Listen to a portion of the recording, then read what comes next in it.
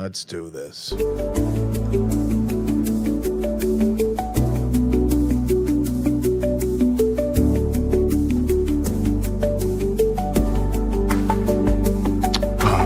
Yeah, we're back. We're back.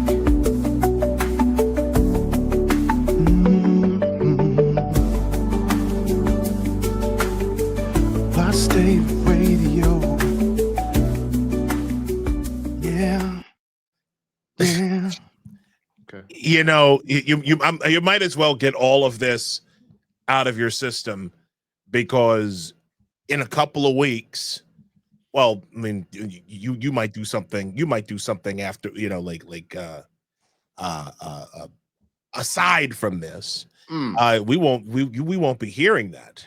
Well, we'll see. I mean, I might just break out in a song in the middle of an episode. So. Oh boy. A little acapella, it's crazy performance, Good evening, ladies, gentlemen, everyone, boys, girls, children of all ages. We want to welcome you to Apostate Radio. It's that time once again. Even though I have not been sure of this all week. I am Isaiah Carter, and I am coming to you live from Uptown, the boogie down Bronx, along with my cohort, my brother, my someone who has become very, very important to me in my life over the last several months. ET's finest, Mr. Nostra Chavez. What's good, brother? Yes, feeling good, brother. Happy to be here. Oh, man. And also, I want to respond in kind to what you said, man. There's a growing, budding, beautiful relationship we have. Thank you. Sin playadas. Thank you. It's a way of saying no homo in Costa Rican Spanish. Wait, say that again. Sin playadas. Sin playadas. Oh, okay. Playadas. I don't know if that's slang. Because I think a slang way of saying somebody's gay is playo. That's why. Playo. Oh, so it's basically saying like no gayness or something like that.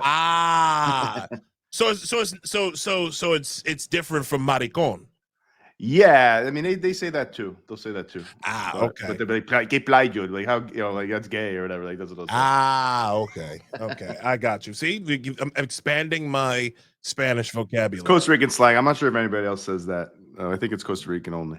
Okay. I got you. Maybe not. I don't know.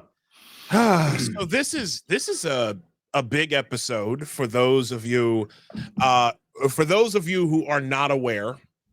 This is our I guess could we call it a season finale? I guess we can call it I don't know. I mean, I don't know. I mean, I don't know, because are we gonna have other seasons? I don't know. That's the thing.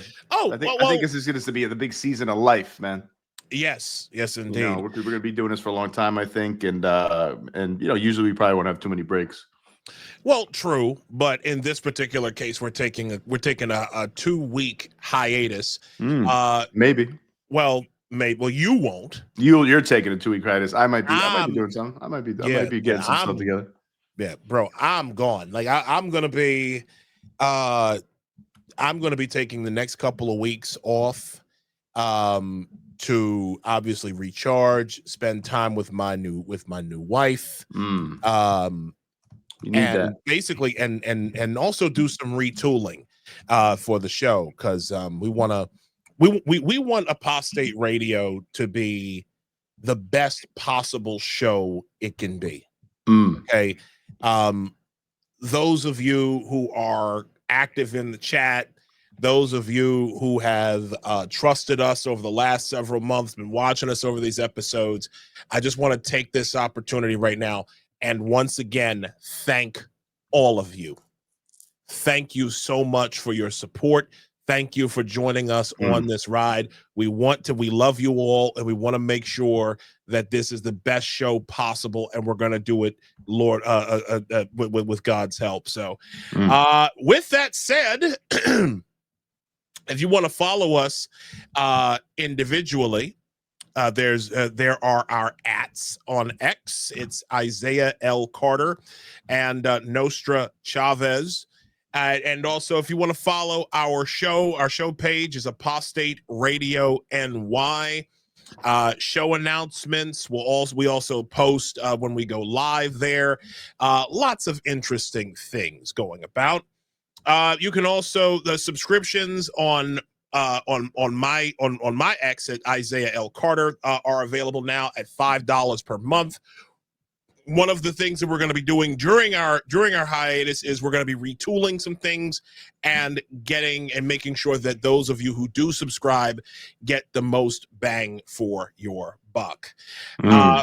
Also, I'm going to be posting this on I'm going to be, I won't say spamming, but this week is this is the last you'll hear of it. Okay. Kareen and I's wedding fund and also our Amazon gift registry. We'll be posting them. We'll be putting the links below.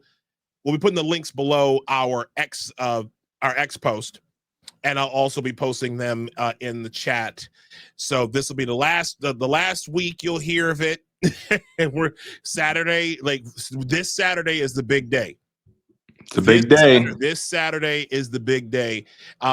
Great thanks to all of you who have already sent us things, given us, the gifts, the money, the cash, whatever.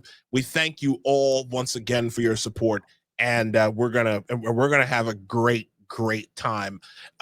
Thanks to you once again. So let's see. We've already got a lot of activity.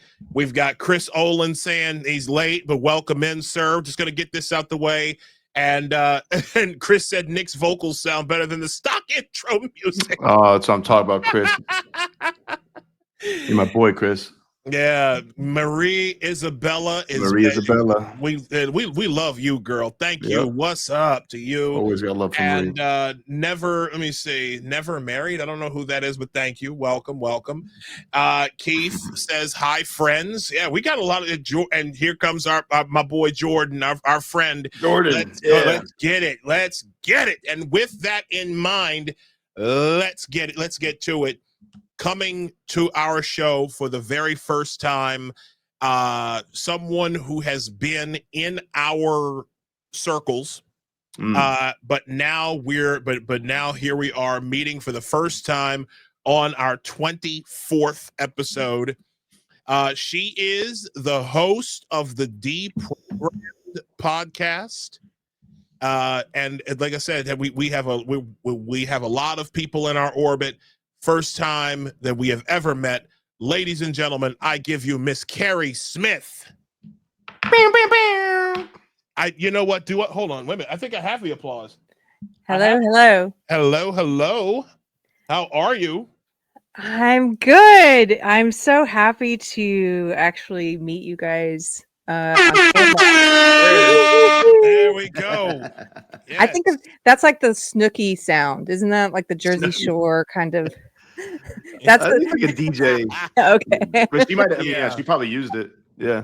Yeah, I think she did. Well, that makes me think of Jersey Shore. Yeah. I'm very happy to meet you guys. As you said, we have so many friends in common, and you've been Isaiah in particular, you've been popping up in my feed so often, and I was like, this guy's like right on about a lot of things, and so I'm happy to meet you. I felt like we were supposed to meet.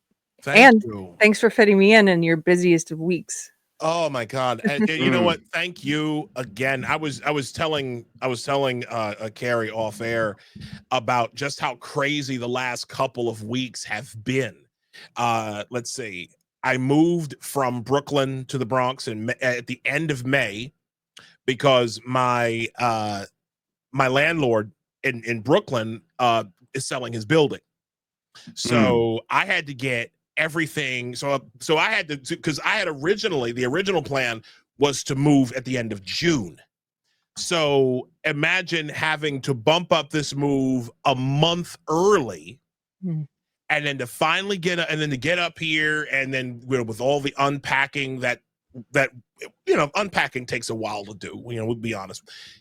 Last week we got the marriage license from the courthouse in the Bronx.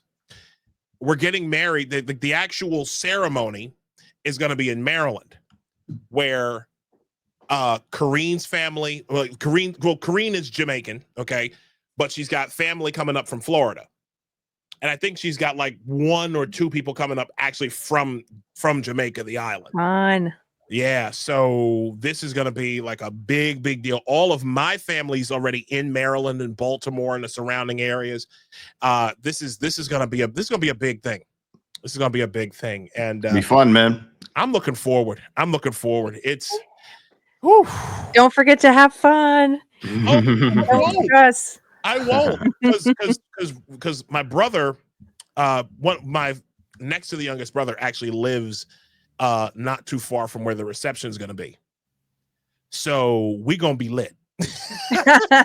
We gonna be lit. You deserve it, man. It's well deserved. Yeah, man. Anyways, Keri, welcome to the show. You. And if you could, since this is your first time on the show, please introduce yourself to our audience. I'm sure they want to hear all about you. And I might actually, in a way, you're going to be introducing yourself to us as well, because this is the first time that we've we've really talked lately through here. So without further ado, my dear, please, who are you and what gets you going? Lately, what gets me going? Antiquing.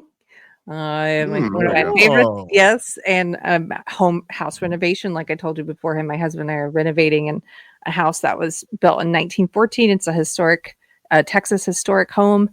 That's a lot of fun. But who am I? Why am I in the podcasting world? I in 2017, I started leaving 2016, 2017. Actually, it was 2016 is when it started, because it took a while. I started leaving the leftist cult that I was in, the woke cult. 2016. 2016, around the election is one of the big pivotal moments around the election of Trump that started to shake things for me. I started writing about it. I actually had a few essays that were shared by Jordan Peterson, which sort of led to me coming out, I guess, as an apostate. And I left my career. I had worked in entertainment and comedy. I worked with a lot of woke comedians. I was a producer on Totally Biased on FX, which was Totally Biased with W. Kamau Bell, which was a very explicitly woke show. Really? Yeah, our other executive producer was Chris Rock, and then Kamau was my client, and then there were several other comedians who were my clients who wrote on the show. And I would say it was the first, like, very, like, all the late night shows were left leaning, but this was very explicitly social justice leaning. Yeah, I remember watching some episodes of that. Really? And even back then, I was like, this is ridiculous. Like, because we thought we were doing great. I mean, I was a true believer. I was like, we're doing the Lord's work. Although I didn't believe in the Lord. Well, Kamau Bell, to me, is just completely and totally unfunny. I think I really, like, I remember when they tried to make fetch happen with him on Comedy Central, then with FX, and then like I remember he had that show. I don't know if he still has with CNN. That's the last show that I sold before I got out. I sold that show. I was actually the one that, because we had a competing offer from MSNBC, but I was like, no, we should do CNN. Here's why. We put that thing together. It was originally, I think in the end, we called it United Shades of America. There was a different name at the beginning. Anyway, it was, look, I still think that he is, I haven't seen him recently, but I still think a lot of the stuff he was doing back then was funny. But it was objectively, it was ideological first. It was woke first, and then the humor came second. And over time, it became less funny on the TV show, because the more that you focus on the ideology, and I think honestly, the longer you're in that belief system that we were both in, the less joyful you become. And so it's harder to be funny because it's getting sucked out. You're in a cult, and the pushing the cult ideologies comes first. And so over time, it does kill comedy. And so I haven't seen him, what he's doing recently, but I'm sure he's still in it, and probably not as joyful and funny as I used to think he was. But so I was in that world, and then I left that. So imagine being in that world. My whole job was pushing woke comedy, and comedy, I worked with Margaret Cho. We That's did quite a job, man. Yeah, it can be quite difficult, I'd say. And that's what I was known for. And I was sort of a niche in entertainment. I had my little niche in comedy. I was known as the feminist manager. Margaret Cho was another person I worked with, and she was known for doing comedy about sexism and homophobia and racism. So it was all the isms. And then when I started waking up, I'm questioning everything. I was like, I don't know what to do, because I'm starting to think that this belief system I was so gung-ho about and so like an evangelist for, I think it's evil. and so leaving that was a big sort of cancellation. I did a essay about it, and Jordan Peterson shared it, and then all my friends, man, they did an intervention with me, an ideological intervention to try and what? Yeah. How'd that go? Well, yeah, you got it. Not well. Hold on. It didn't go. Before we, wait, could you describe this? Please do. We want to hear about this. The stage for this. Well, at that point, I had moved to Texas. I still hadn't closed my comedy management shop yet, but I was shortly about to. I had moved to Texas to get away from Los Angeles. Was trying to figure out what I thought about things. I was going to church for the first time. People thought I was going crazy. The kind of stuff I was sharing was I was trying to understand why Trump won in 2016. So I was sharing different types of things that I had never shared before. And in my cult, you didn't share these. You never share conservatives. You never said, read this. What do you think about this? So they had seen the kinds of stuff I was sharing, and they were telling me on social media, no, Keri, this is your white privilege talking suddenly. Oh my God. And so they sent one of my best friends. She was in Texas to do a documentary with a very famous quote unquote trans kid at the time. And she was like, look, everyone's calling me, and they're all wanting to know what's happening with you, and everybody's very concerned. And so let's meet while I'm out there. So I went to this lunch with her, and it was basically, she told me, because of the kinds of stuff you're writing and sharing and the essays and stuff, and you're not just leaving the tribe, you are attacking the tribe. And oh my God, you're not going to be able to come back if you do this. And I was like, well, honestly, I was trying to explain it to her. I'm like, I don't want to come back. I think it's bad for people, and I think it's bad for society, and here's why. And yeah, it was basically like, if you do this, we're all cutting you off. And after that, she wasn't one of the ones who publicly started attacking me. She just quietly unfriended me, which was sad, because she was one of my best friends. But some of the others started publicly. I had been friends with woke journalists, people in entertainment, media people.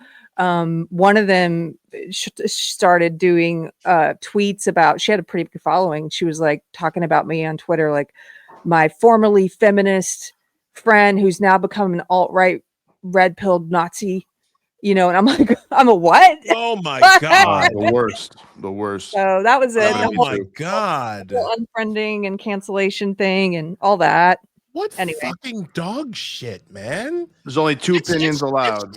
My opinion and Nazi. That's a struggle session. That's that's everything that we've talked about for the last several years. It's like they've literally become the Mao. They are the Red Guard now. Well, the Blue Guard, or the Blue and Pink Guard. Yeah, the Blue and Pink They're Guard. The Blue Guard, right? That's what Democrats are, the Blue Guard. And there's actually some other context that I want to talk to you about that, because they're becoming, like, the one thing that I've noticed over the last several weeks and months is that they're becoming less subtle. Like, as they lose power. Yes, Isaiah. As these people lose power, and as they start to try to grab more of it, and I don't want to get too far into it, because I do want to ask your opinion about, like, the mayoral races, both here in New York and in Minneapolis, they're just taking all of the brakes off and going, yeah, we're commies, we're communists, or we're democratic socialists, and this is what we want, and we want to, and we're it's basically, we're here, we're commies, and we're going to take over. But yeah, so the first thing I want to get into. Let me quickly say this, because I forgot. I kind of meandered. After I quit doing that, I now host, as you said, a show called Deprogrammed with Keri Smith. I had a show before this. I started in 2018 with a co-host, but I started this one a couple years ago, and the focus, I try to make the focus, helping to explain someone like me, how I look at things, to my former leftist friends. That's how I try and think of it. And thankfully, I have had many people who now watch the show who used to be in the woke cult. Some of them started hate watching me to send me hate mail, and they are now out. So that's my whole goal. Now I sometimes get, like all of us, can start to preach to the choir, and then I try and recenter myself and say, no, I want to bring leftists out of it. So that's what I do with Deprogram. That's it. There you go. Sorry, I had to get that. That's a good goal. That's a very good goal, and we've got we've got a lot of people who, then they could join our podcast, the Apostate Radio. Yes. We listen. Yes. I love the fact that we've had so many people on the show who were leftist or were liberal and are coming out of that space, who came out after realizing, oh my God, these people are like what exactly is happening, and want to get more people out if they can. I mean, I had a very similar, well, my situation was I got into a bad relationship right before my relationship with my now wife. I was with this girl who was originally from California. She was living in Brooklyn. Okay. And she worked in DEI. Uh-oh. Yeah. She worked for a DEI nonprofit.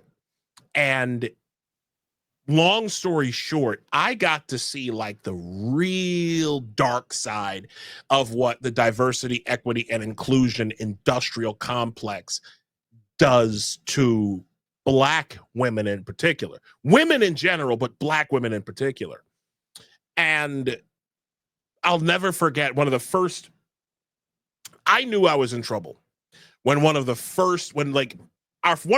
dates was to a drag show. Okay. There were no children at this drag show.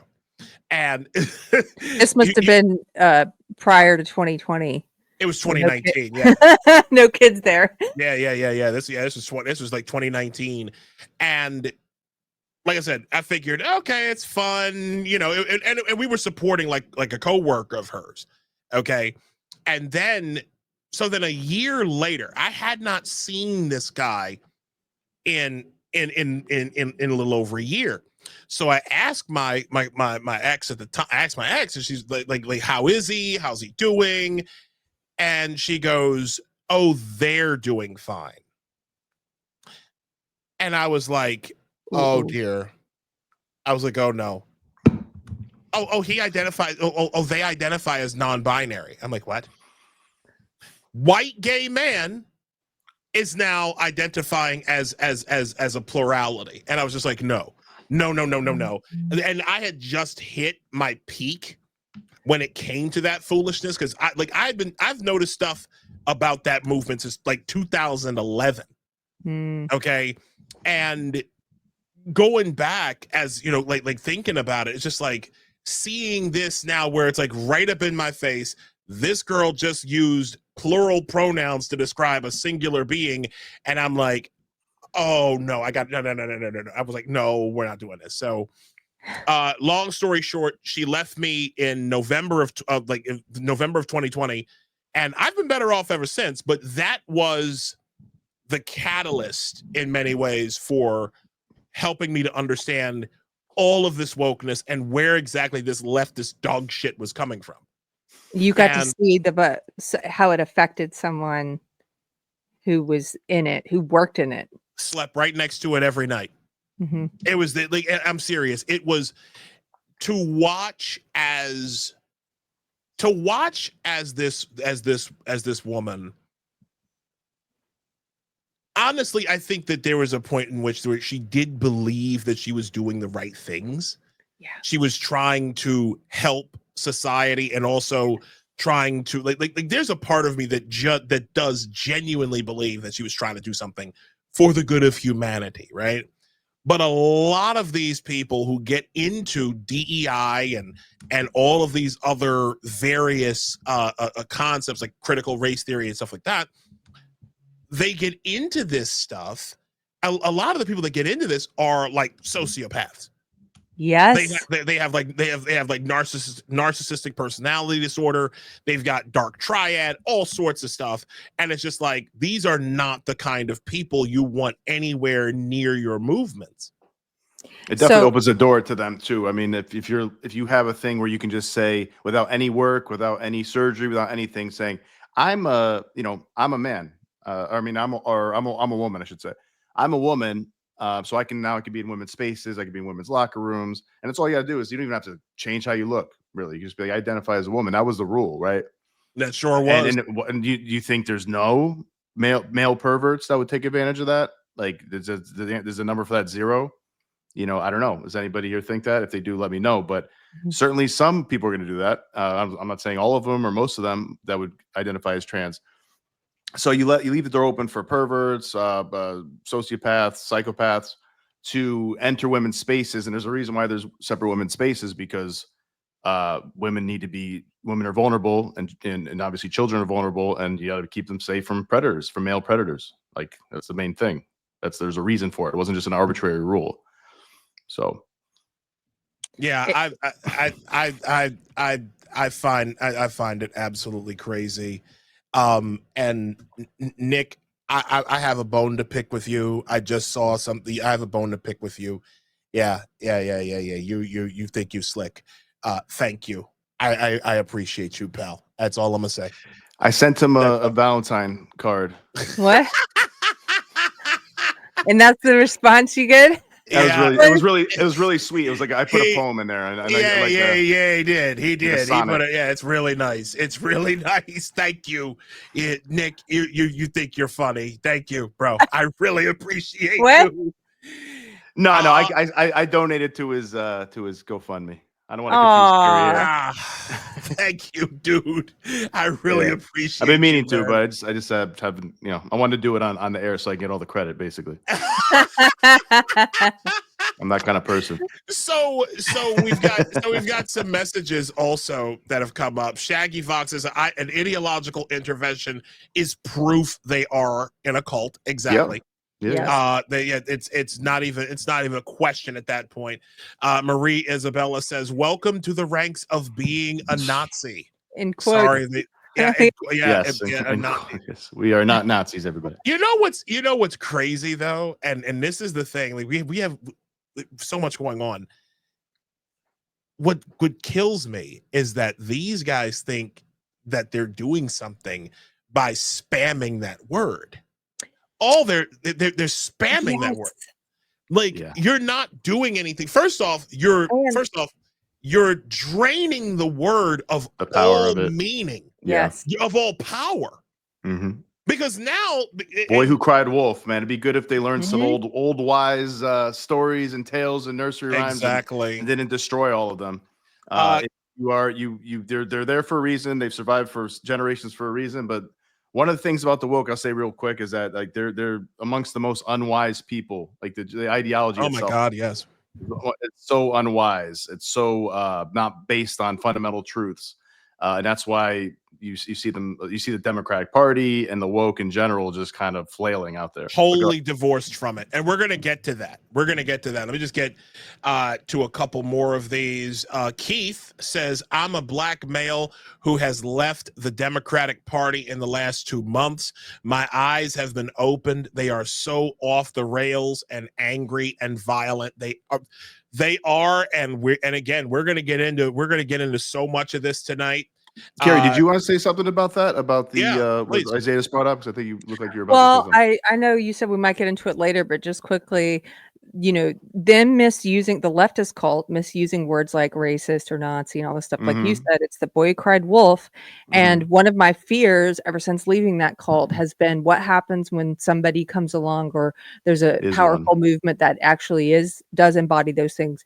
And now we're starting to see some of that creep up. And it's exactly what we thought was going to happen. Now these people who are out there worshiping Hitler, telling us they like Hitler, saying objectively racist things like maybe black people are not American, they're not even human, saying stuff like that. They're now, when you say correctly, hey, sounds like a very racist thing to believe. It is. Or that's a very you're worshiping Hitler, you say you're a fascist, are you not a Nazi? And they're like, oh, I guess everyone's a racist. And they will say to me now, those words don't mean anything. And I'm like, this is the danger. Those leftist people who sucked all the meaning out of those words, they contributed to this. They grew the very thing that they said they were against. And I have a lot more to say about that when we get into it. That's 100% true. And it's funny. Everybody predicted it. Everybody that was talking about this about 10 years ago and against this, like, I think pretty much anybody who was smart predicted that was going to happen. You can't just label people really, really crazy words to try to silence them, which was really kind of what they were doing. I hope they didn't believe that everybody disagreed with them as a Nazi, because that's really how they used it frequently. Or they're transphobic, hated, hateful person, just hates and scared of trans people, when like you're just trying to protect kids and protect women. A lot of them do believe everyone, though, Nick, if they don't agree with them, that they are. That's why I talked to one of them in person recently, a friend who's still kind of in that world. And in April, and I was trying to explain, like, look, there actually are white nationalists who are becoming more popular now, at least online. It's starting to slowly grow. And and I was trying to explain it, like, what you're doing and what you have done hasn't helped. It's actually contributed to the problem. And you're not going to be of any use, leftist person, to pull those people away from that white nationalism. You're not going to be of any use because you don't even understand the pieces on the board. You don't even know what game we're playing. You think I'm a Nazi, like you don't even know. And that's a very dangerous thing. There's a couple things. Like the one thing is the apathy is the first danger, when they just don't care. They don't, and Aaron Magruder 20 years ago was warning about this. Aaron Magruder, the creator of the Boondocks comic strip, and then one of the greatest cartoon shows ever made. He was warning about that years ago, like 2004. And he's telling people, listen, y'all, like eventually people are just going to get to a point where they're not going to care. You can say whatever you want. You can talk all this stuff about how everything's racist. Again, this was 2 decades ago. And they warned people are going to shut off. That's the first thing. The second danger, like you said, is, if you just gonna keep calling me a Nazi, well, then I'm just gonna go ahead and be a Nazi, right? Like that too. And just like you said, and I've seen this, and that is really where the woke right have come in. And I'll name names. Andrew Isker scares the shit out of me. Andrew Torba scares the shit out of me. Who's the guy? Jake Shields is one. But there's another one. Elijah Schaefer. That's the one I was thinking. Like, all these guys, listen, some of the things that they say, I won't sit here and pretend like it's like some of the things they say aren't true, because some things they do say are true, but it's the extremism that it's dripped in. Okay. It's that it's basically when you say that communism, marries truth to lies. They will tell the truth, marry it to the lie that they want you to believe, and then that way they have control over you and what you think and how you act and what you believe. If nothing they said was true, then they wouldn't be effective. any go. con artist, whether it's communist or whether it's a fascist or woke left, woke right, whatever it is, or if it's a fake Christian, like a televangelist or something, they speak nuggets of truth. Cult leaders do the same. Exactly. They speak certain things that are true. Look at the guy that was head of Nexium, the sex cult. He would take different nuggets of wisdom and truth from different faiths and different thinkers throughout history, and you pepper all of the bullshit you're selling with that. Exactly. And that's what brings people in. There's poison in there. It's like you're getting some truth and also some rat poison. Yep. Exactly. Trojan horse. Real quick, Jordan Bold says I used to be a moderate left-leaning Democrat until 2020. I'm glad I'm no longer on that side, and I'll never go back. Peace to the Queen Apostate Evan Barker. They have lost their minds and they are unhinged beyond reason. Keith said God doesn't make mistakes, period. Jordan also says Greg Gutfeld was genius on the 5 when he suggested we should treat Nazi like the N-word. I actually have that video. I found that video and I want to, if you don't mind. Of Gutfeld? Yeah. Oh, you're gonna love this. Okay. You're gonna love this. Patriot Takes, who are they're left wing. I think their own. I think they're run by like the Matus Touch guys. They're fucking assholes. But no, this is a clip. This is the clip. This is from July 15th. They said, you know what? I've said this before. Matter of fact, let's let it play. Just let it play because Gutfeld was genius on this. This is why the criticism doesn't matter to us when you call us Nazis, Nazi this, Nazi that. I'm beginning to think they don't like us. You know what? Before we need to learn from the blacks, the way they were able to remove the power from the N-word by using it. So from now on, it's what up, my Nazi? Hey, what up, my Nazi? Hey, what's hanging, my Nazi? Oh no! Oh my God! Hold on. Go ahead. Look at Jessica Tarloff. Look at Tarloff. She's like, oh no. like she's in full cringe mode. I love how he said the blacks. That's funny, man. He did that. That's a throwback. Intentionally. Yeah, I know. I love it. It's a little throwback. Linguistic choice that he is certain to pour a little salt. Exactly, because he knew that leftists were going. He knew that the left were going to lose their shit over what he said, because then they're like, because here's how you know. Like if you look, because what I did was, hold on, hold on, let me bring that back up. Hold on, little lost here.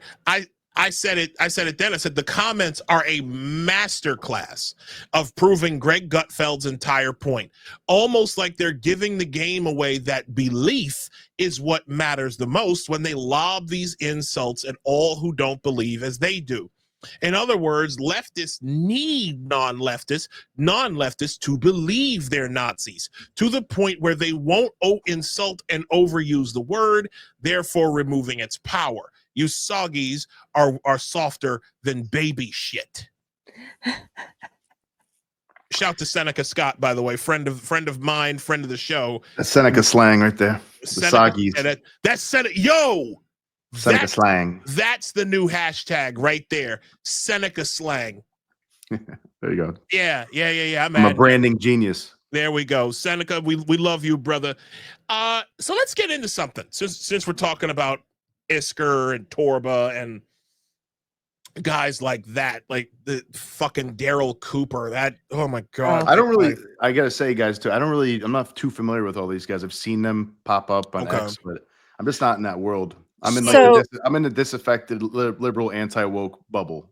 So what I want to do is I don't really know. I'm not familiar with these. So Keri, I'm assuming they're a bunch of noticers. I'm familiar with these. I can talk about this topic. Okay. A bunch of noticers.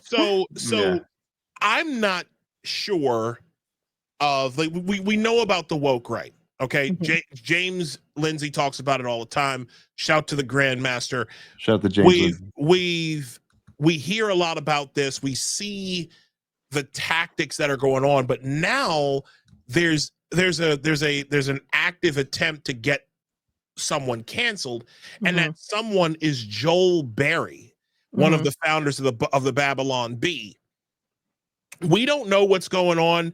I've been doing wedding shit all week. Yeah, I don't know what's going on. I don't know what's happening. Keri, if you would please fill us in on what's happening and what should we know? We should have Keri on every week to give us a woke right update. That's the only update I could give you. I don't know anything about what's happening in pop culture. I haven't seen Spider-Man, Superman. Our woke right correspondent.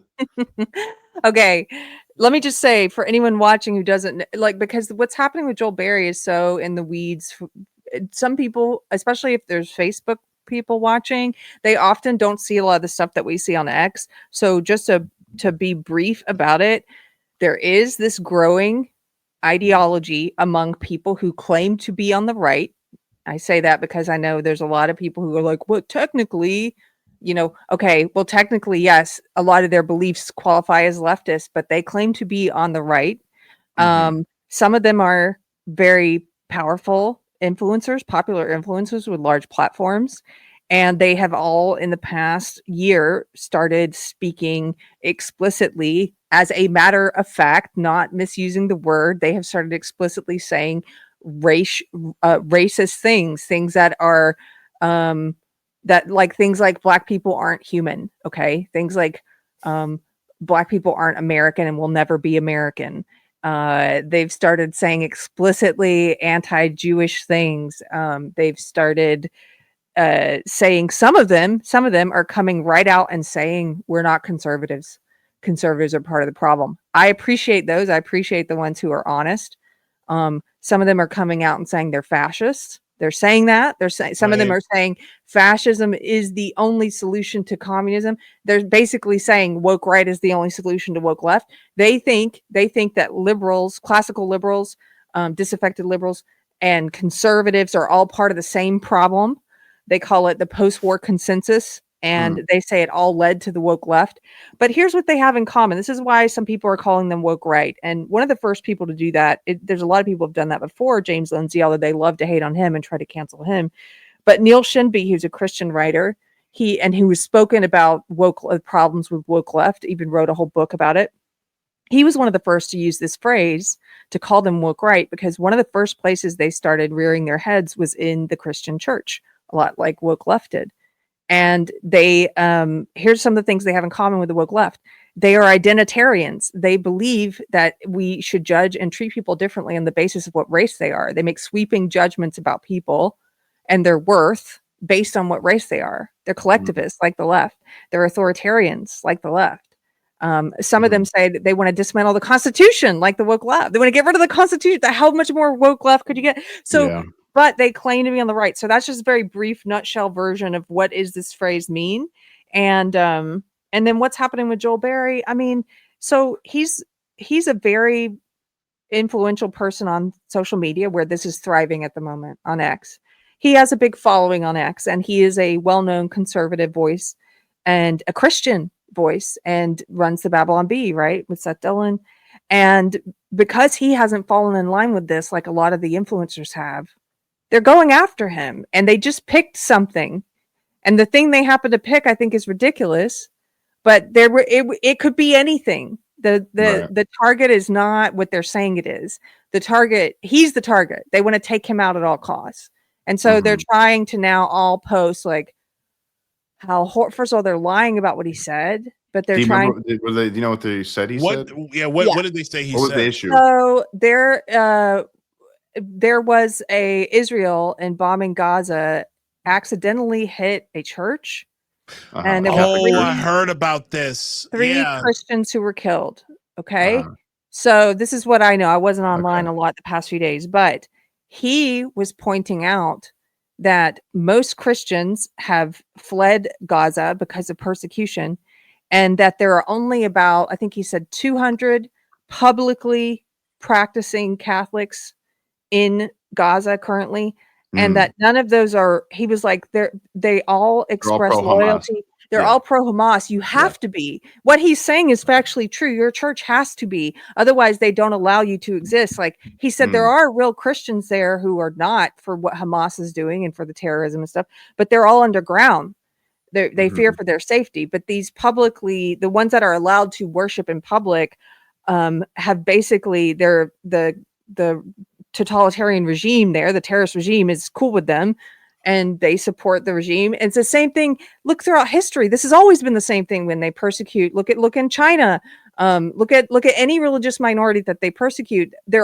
Everybody goes underground or they flee, and the few remaining who are allowed to practice in public get the stamp of approval from that totalitarian government. The same thing happened with Christian churches in Germany under Hitler's reign. So it happens in China. Yes, it happens in China and in Iran. Yes. Yeah. And so what he's saying is true, but they took that tweet and they read all this kind of stuff into it. Now, I agree it was poorly worded and everything. And I understand how you could twist it to mean what they're saying. But when you go back and look at it, you're like, but that's not what he said. They took that tweet of him saying there's X number of publicly practicing Catholics and they're all pro-Hamas.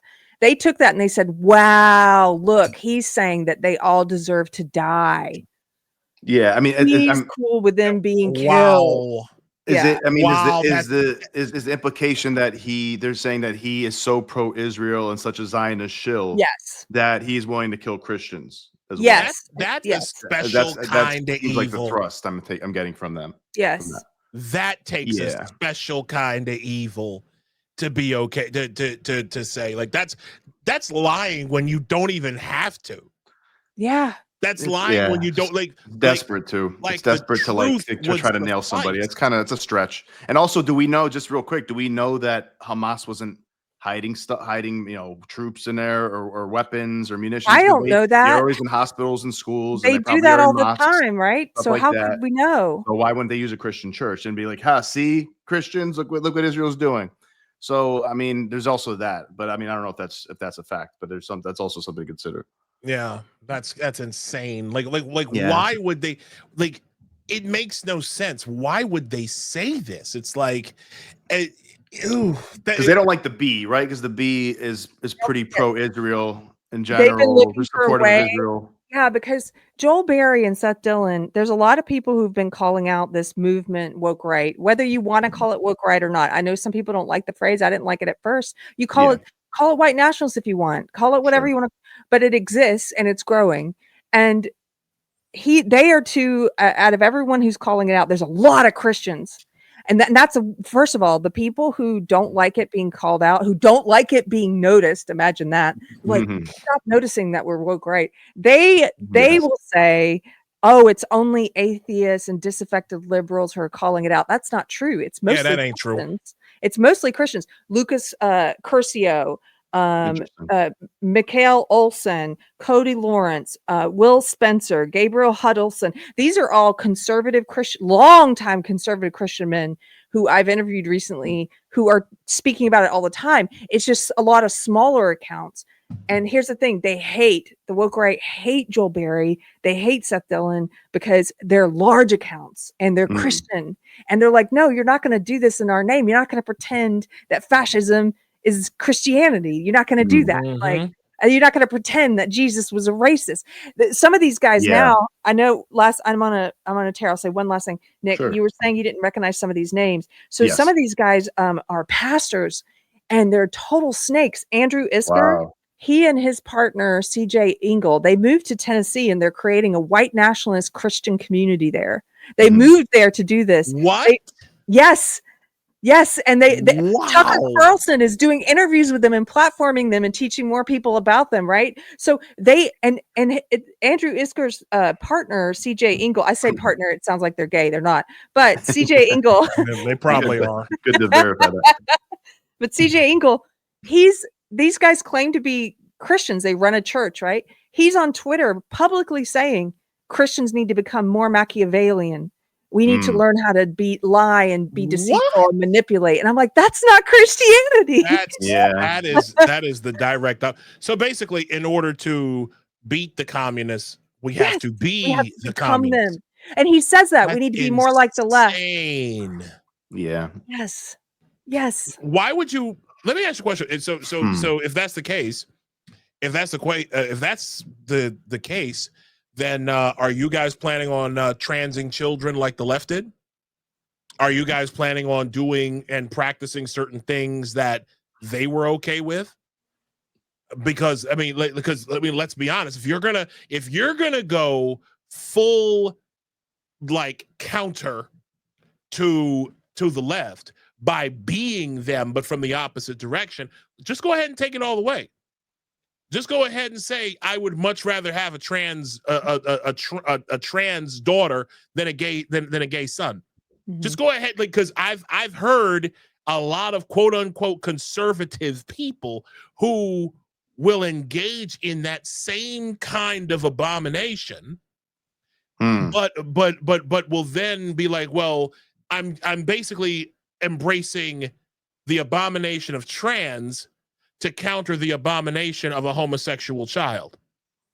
And it's like conversion therapy, you mean, physically? Yeah, that's exactly right. It's like a form of conversion therapy, or at least one that they think is fine. And I mean, up until this year, I mean, any gender clinic or Planned Parenthood, they would be all too happy to take their money.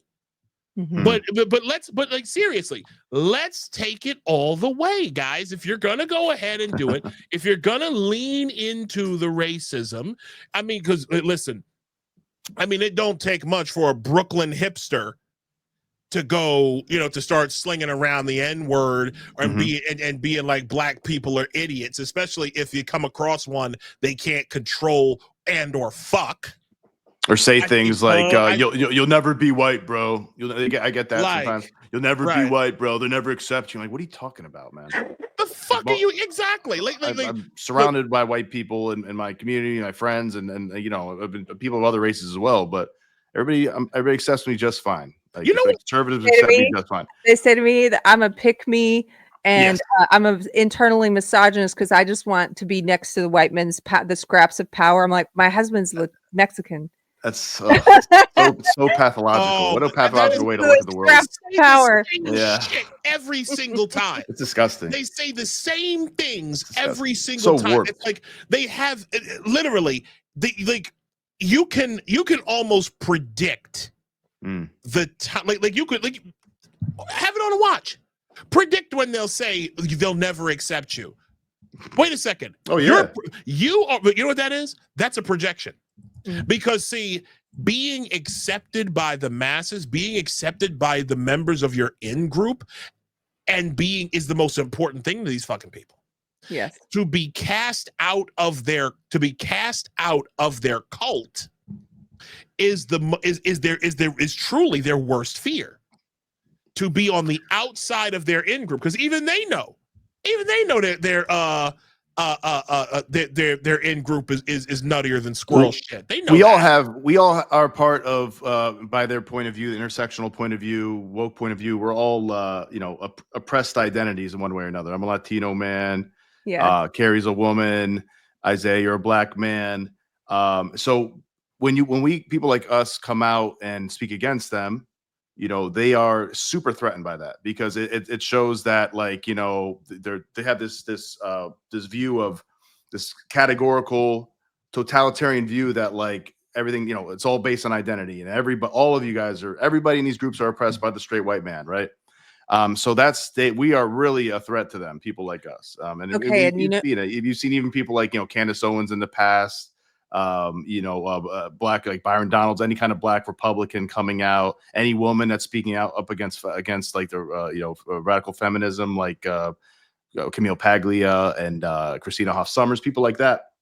It's like they really hate them because they're like, you're like a traitor to them, basically. Do here's another similarity to woke right based on you made me think of, Nick, because of what you're saying, is I now get all these wannabe Nazis in my comments on X, And they say to me, they have said to me, I'm a discredit to my race. I'm disgrace to my race. I'm a race traitor. Yep, heard They that. say the same thing as the other who say I'm a traitor to women. That's what the left says. Well, the woke left, well, the woke right's like you're a traitor to white people. It's like, There's a lot of you gotta walk in a lot of locks. parallels. Yeah, it makes sense. The woke right term and accusation or label makes sense in a lot of ways. And I know James Lindsay, if you guys want to look more into that, I'm sure he's probably written a bunch of essays and did podcasts on that.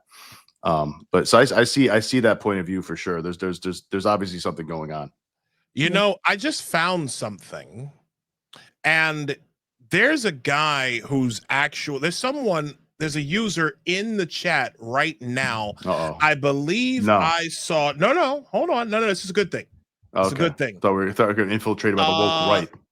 No, we weren't. If anything, there's a guy in here who could help us. Canadian Beaver. Canadian Beaver. All right. Oh, I like him. Okay. I like Canadian him. Beaver. Okay. Yeah, he says I might be able to fill you in on that. I just followed him. You should too, everybody. Okay. So I'm gonna go through some of his stuff. Let's see here. Well, let me just make sure give me a second whilst I share my screen. You ever built a damn Canadian Beaver? Yeah, you should ask him that. I just found Canadian Beaver a couple days ago because he did a great thread about the Joel Berry thing. That's probably what he's telling you about. He did a great thread detailing what they had lied about with his tweets. And I don't know who Canadian Beaver is, but well, he has a cute little avatar. Keri, Beaver with a quill, very cute. Canadian Beaver already answered Nick's question. Many dams. He's a true beaver. That's a beaver, all right. That's a hell of a beaver. Yeah, he ready. He ready. All right. So I won't go through the whole thing because we'll be here all night. But he's written quite an extensive thread. He says, hold on. The woke right are currently trying to cancel Joel Berry of the Babylon Bee. Many of the woke right influencers and thinkers have joined in on this cancellation attempt, at least to some capacity. This thread will show the cancellation attempt for what it is. Starting with the first lie, Joel said they deserve to die. Here's the original tweet. Israel didn't attack the church. They were attacking Hamas, and a straight tank round hit the church. It's a tragedy. It's war. And whoever is running this account should go to confession for breaking the 9th commandment. And then this guy, 3 Christians are dead, Joel. You haven't acknowledged that. Why? I did. Joel says, I did. It's a tragedy. Hamas is to blame for it. Stop bearing false witness and saying Israel attacked the church. And then let me see, at last count, there were 800 Christians living in Gaza, 1.5% of whom were Protestants, so 12 Protestants, and that was before the war. So then here's this Patrick asshole. So you support the Christians in the West Bank, right? Or do they not count because they are Arab? Yeah. See, we see how this is. You see how straw manning. It's totally. See how this is, they're basically putting words in his mouth, or in this case, putting words on his thumbs. Okay. On to the second lie. Joel hates Catholics. What Joel said had roughly said was that the 200 professed Catholics in Gaza support Hamas. It does not logically follow from this that he hates all Catholics. There are far more than 200 Catholics in the world. And lastly, the third lie, Joel wants Catholics to die. This is a combination of the prior 2 lies, which each have been addressed individually. And so here we go. Now he starts to list the main perpetrators. So then we've got Nick Fuentes, who's, listen, a word about Nick Fuentes real quick. Okay? A word about Nick Fuentes. When you go on to Candace Owens's show and end up making Candace Owens look like the reasonable one, you're absolutely out of your fucking mind. I mean, in the words of another podcaster, tell me I'm lying. Tell me I'm lying. When you make Candace Owens, who's one of the biggest Jew haters on the internet.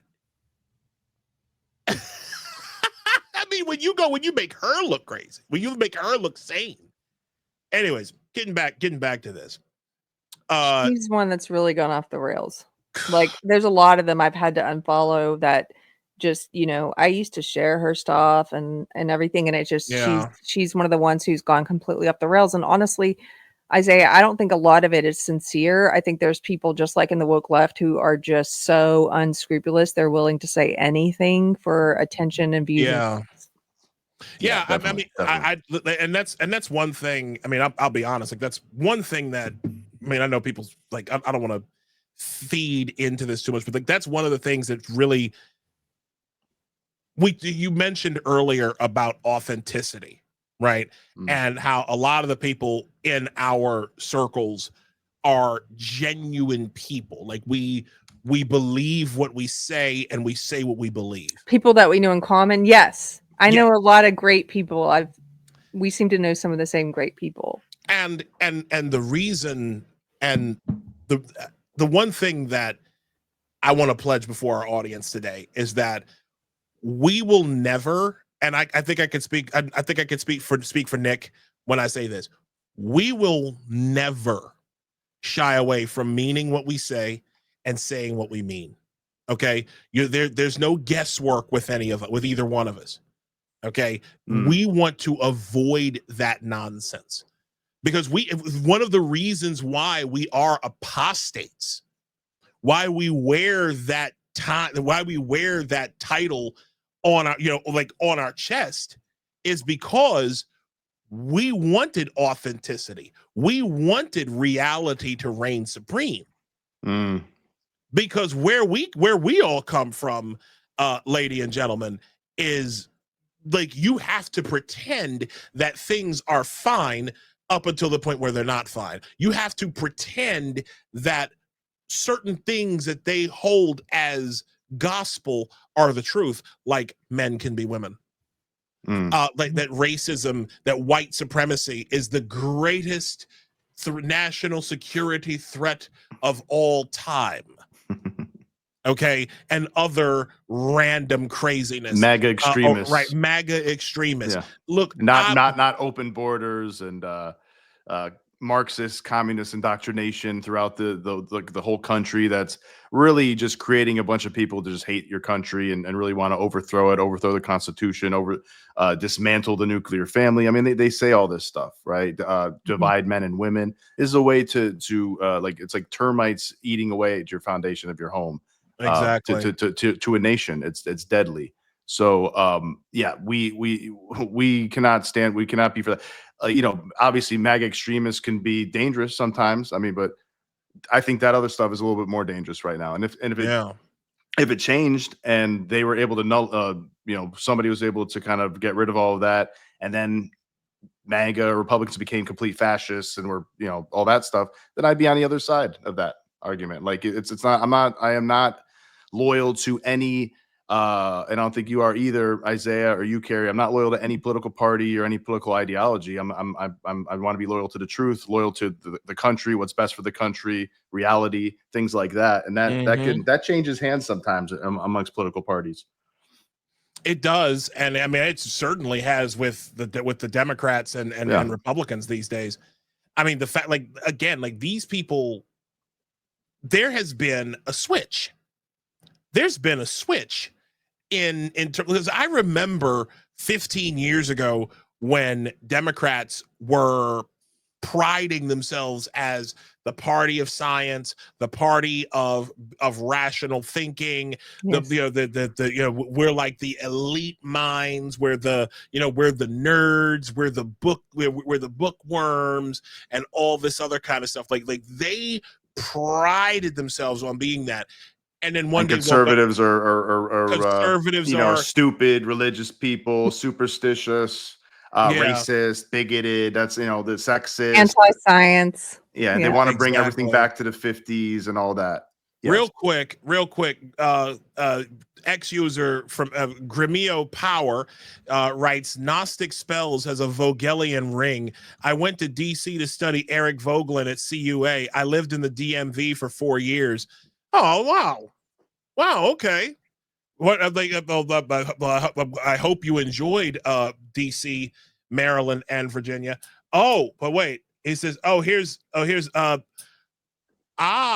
so this is the gentleman here, Paolo Roberto Telechea Sanchotene. Quite a mouthful, Paolo. Yeah, well, he says, I can't listen to it right now, but I am Gremio Power, who just posted on Vogelin. Excellent. Sir, thank you. It's got to be a Brazilian gentleman. No, that's Italian. Gremio? I think that's Brazilian, brother. Not with that name.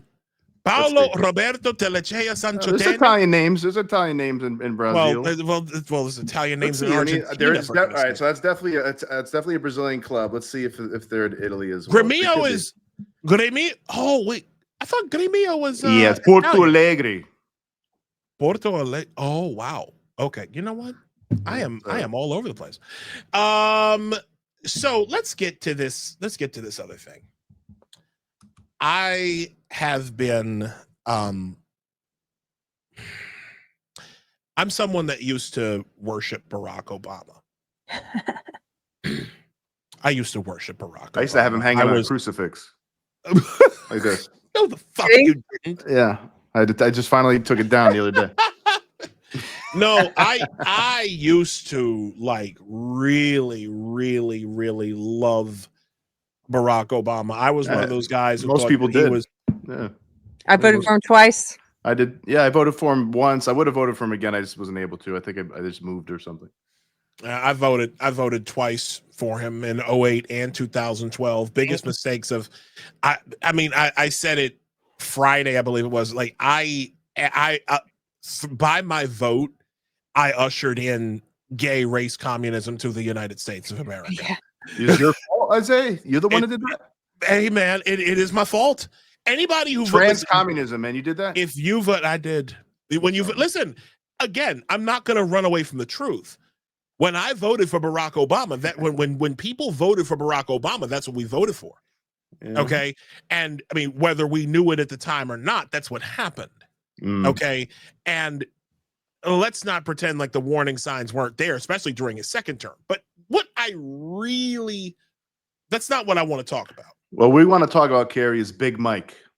That's what we want to get to. We'll get to that. We'll get to that. You haven't heard the Big Mike conspiracy? Oh, Michelle being a man. Yeah. I've heard about that. Oh yeah, I thought you were talking about my microphone being too large. No. I was like, he's dunking on me. This is the only mic stand I have. I would never judge the size of your mic. Okay. No. There's that whole conspiracy about Michelle Obama being a man. Yeah, that's nonsense. That is nonsense. I don't even aspire to it myself. It's nonsense, but sometimes people do make funny memes that make me giggle if they're clever with it. But yeah, I don't believe any of that. Jesus, yes. Before we go into this, into that, I just want to give a quick shout once again to Canadian Beaver, who you can follow at The Honk Must Go On. The honk must go on. The honk must go on. I'm going to I'm gonna make sure that before you switch to Obama, I just want to say one more thing, which I think Keri will agree with about like the woke right and like the increased, white nationalism, anti-Semitism, racism, all that stuff. Even I'm sure misogyny is in there somewhere. I think we all agree that the excesses of the far left of wokeness has made space for this, right? Yes. Especially racism, like being racist against white people for years, and then making it virtuous and institutionalized, being sexist against men for so many, probably decades in a lot of ways. Doing things that makes things worse for boys in schools, and kind of, boys are different than girls. Boys need a little bit more playtime and a little bit crazier, but instead we're we give them methamphetamines and Ritalin or Adderall and stuff, and then we wonder why they're shooting up schools, like things, and then they lack they have no meaning, and future is female, all this stuff, which is, I get the, we want to encourage girls, of course, but it's like, what is that? What message does it send to a little boy or a young man? Like, future is female. It's like, why I can't be part of the future? You're being preferential at that point, and that is wrong, because you just create the very thing that you say problem with. I completely agree. And you know what? And it doesn't help the people you say it's supposed to help. The way you get rid of if you're truly against racial discrimination or sex-based discrimination, is you stop doing it. You don't do exactly. Then turn around and do it to a different sex or different race, because because then how do you get? I used to ask woke people this when I left the woke left. I was like, okay, because they would tell me, the definition that we all learned, because it is a cult and they redefine definitions all the time. They redefine words like all the time. And so they taught me, I learned when I was in college, that's when I started getting indoctrinated at Duke University, that racism is prejudice plus power. I learned this in the 90s. Okay. Yep. And so they say, therefore, it's impossible to be racist towards white people because I love that shit. Power, right? Which in itself is a power move. Yes, it's a power move to say that. Yes, you were the only ones that could be called racist. White people. And they did the same thing with sexism. They said sexism is prejudice plus power. It's impossible to be sexist towards men. Okay. Yes. So then what I like to ask them sometimes is, let's say you're right. Okay. I don't think you are, but for the sake of this conversation and this thought experiment, let's say you're right. And at what point, what measurable end goal will we know that we have now corrected enough for racism that now it is possible to be racist towards white people because everything's equal now and everyone has equal power. All the groups have equal power now. So how do we measure that? And then when we get to that point, how do we then, now that we've indoctrinated generations of kids to believe that racism and sexism is contingent upon the race or the sex of the person who has the prejudice. So how do we then, now that we've taught them this, how do we unteach them that? And no leftist has ever, I've been asking this question for 8 years now, ever been able to answer that. They don't have an end goal. They don't know how to measure it. They just basically are teaching, and they taught me that we should be racist and we should be sexist in order to cure racism and sexism. And to answer your question, that's what the woke right is doing. They're doing the same thing. Exactly. They're just saying, look, way less subtle about it. They're like, look, the system is racist against white people. And so now we need to be, and they are actually saying to me on X, arguing with me and saying, we need to be racist. We have to be. Andrew Torba, founder of Gab, he's saying we have to become, white people have to be racist. We have to. They're selling the same thing that woke sold. It's the same, two cheeks of the same ass. That's what it is. It's an ugly ass. Let me tell you, it's an ugly, hairy, pimply ass that we don't want anything to do with. Oh my God. Oh man. Sorry for that, guys. Sorry for that imagery. No. Let's understand. Oof, that's true. So let's get into Obamagate. Okay. Yes, I'm calling it Obamagate because fuck this guy. Okay. Uh-oh. This guy and oh, excuse me. Bless you. Pardon me. God bless your soul, Isaiah. What's going on over there? I have no idea. Getting dusty in there. A little bit. This is crazy. So Barack Obama, like in every black household in America, it seems like there's a portrait of him or him and Michelle. Okay. Now I'm gonna go crazy in a rant about him a little later because I know our time with you is a bit limited. But here's what pissed. But today, I think it was July 18th. So what is that? Friday. It came out. It was reported that DNI leader, the Tulsi Gabbard, dropped a bomb on us with regards to Barack Obama's involvement in our politics in the last in the last several years. What makes me especially angry about this is that, remember how Obama didn't leave DC after his his presidency? Remember how everybody in the news media was like, "That's strange. Every other president leaves DC." He stayed. He's the only one in United States history who stayed in DC. And I think we now know why. Here is Tulsi Gabbard from Fox News, a clip that was posted by Nick Sortor. I want to make sure we give him proper accreditation. That is a hard working man, Nick Sortor. This is his clip right here. Keri, we'll get your reaction to it on the other side. Yeah. Intentional decision, essentially making a very intentional decision to create this manufactured, politicized piece of intelligence with the objective of subverting the will of the American people, who in November of 2016 delivered a historic victory to President Trump, defeating Hillary Clinton. And President Obama and his team, their goal was to essentially not accept the decision of the American people, and to use this manufactured, politicized intelligence as a means to enact what would become essentially a years-long coup against President Trump. You have gone into great detail over these years of what the effects of this document and this decision have resulted in. Obviously, a years-long Mueller investigation that cost taxpayers almost $40 million, 2 congressional impeachments, endless smears and attacks against not only President Trump, but his family. He had senior members of his team who were investigated, some arrested and jailed. We had heightened and increased tensions between the United States and Russia. The list goes on and on about the consequences of President Obama and his senior cabinet members politicizing intelligence once again, and I say these words very clearly, to enact what was essentially a years-long coup, subverting the will of the American people in that election in November. Now, to me, it sounds like you have appointed powerful Democrats that just flat out created a narrative that was false to undermine a duly elected president.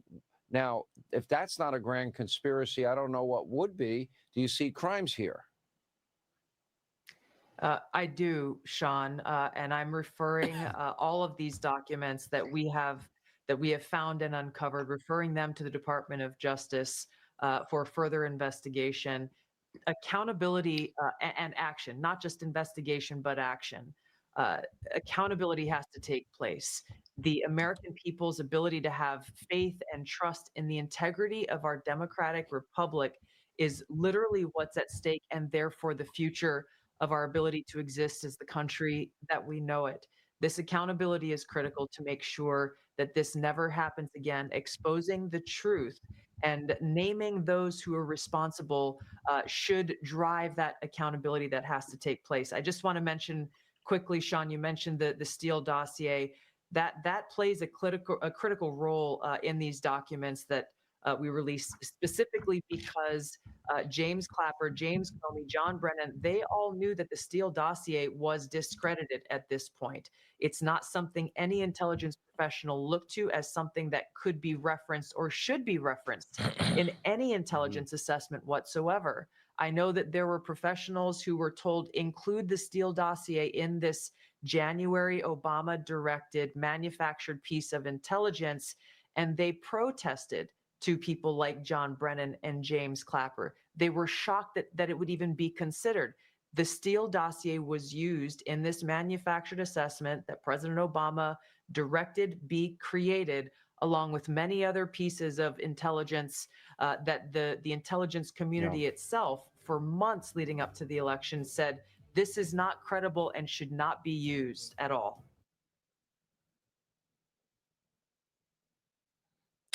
Your thoughts, Keri?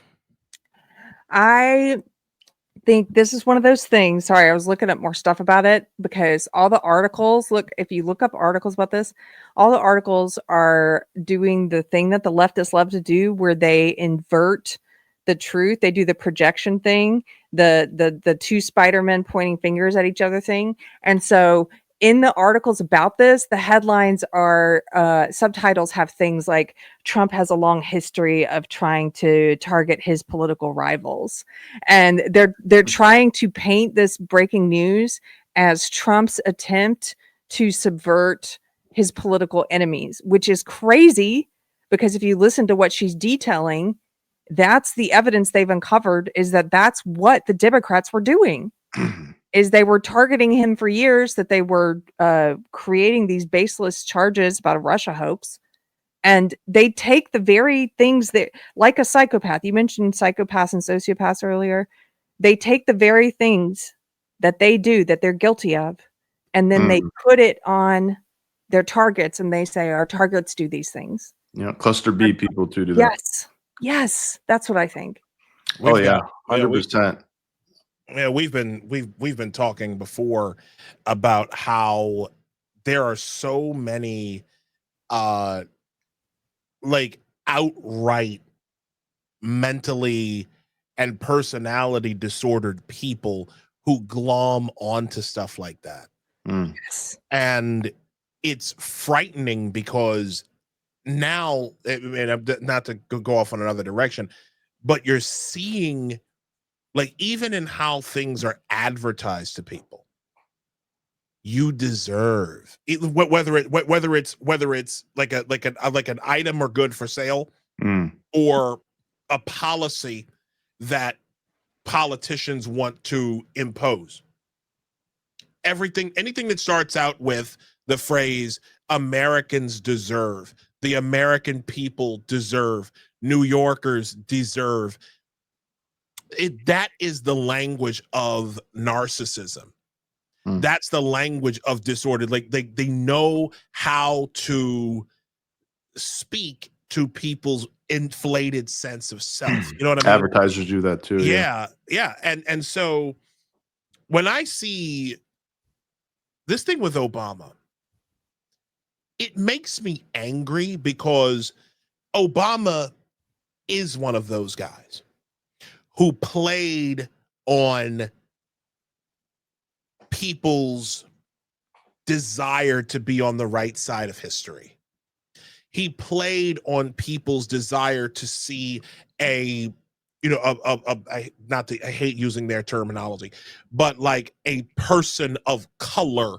Yes. In the Oval Office, after years of, after years of, racial injustice and white supremacy and all this other stuff and the civil rights movement and blah, blah, blah, blah, blah.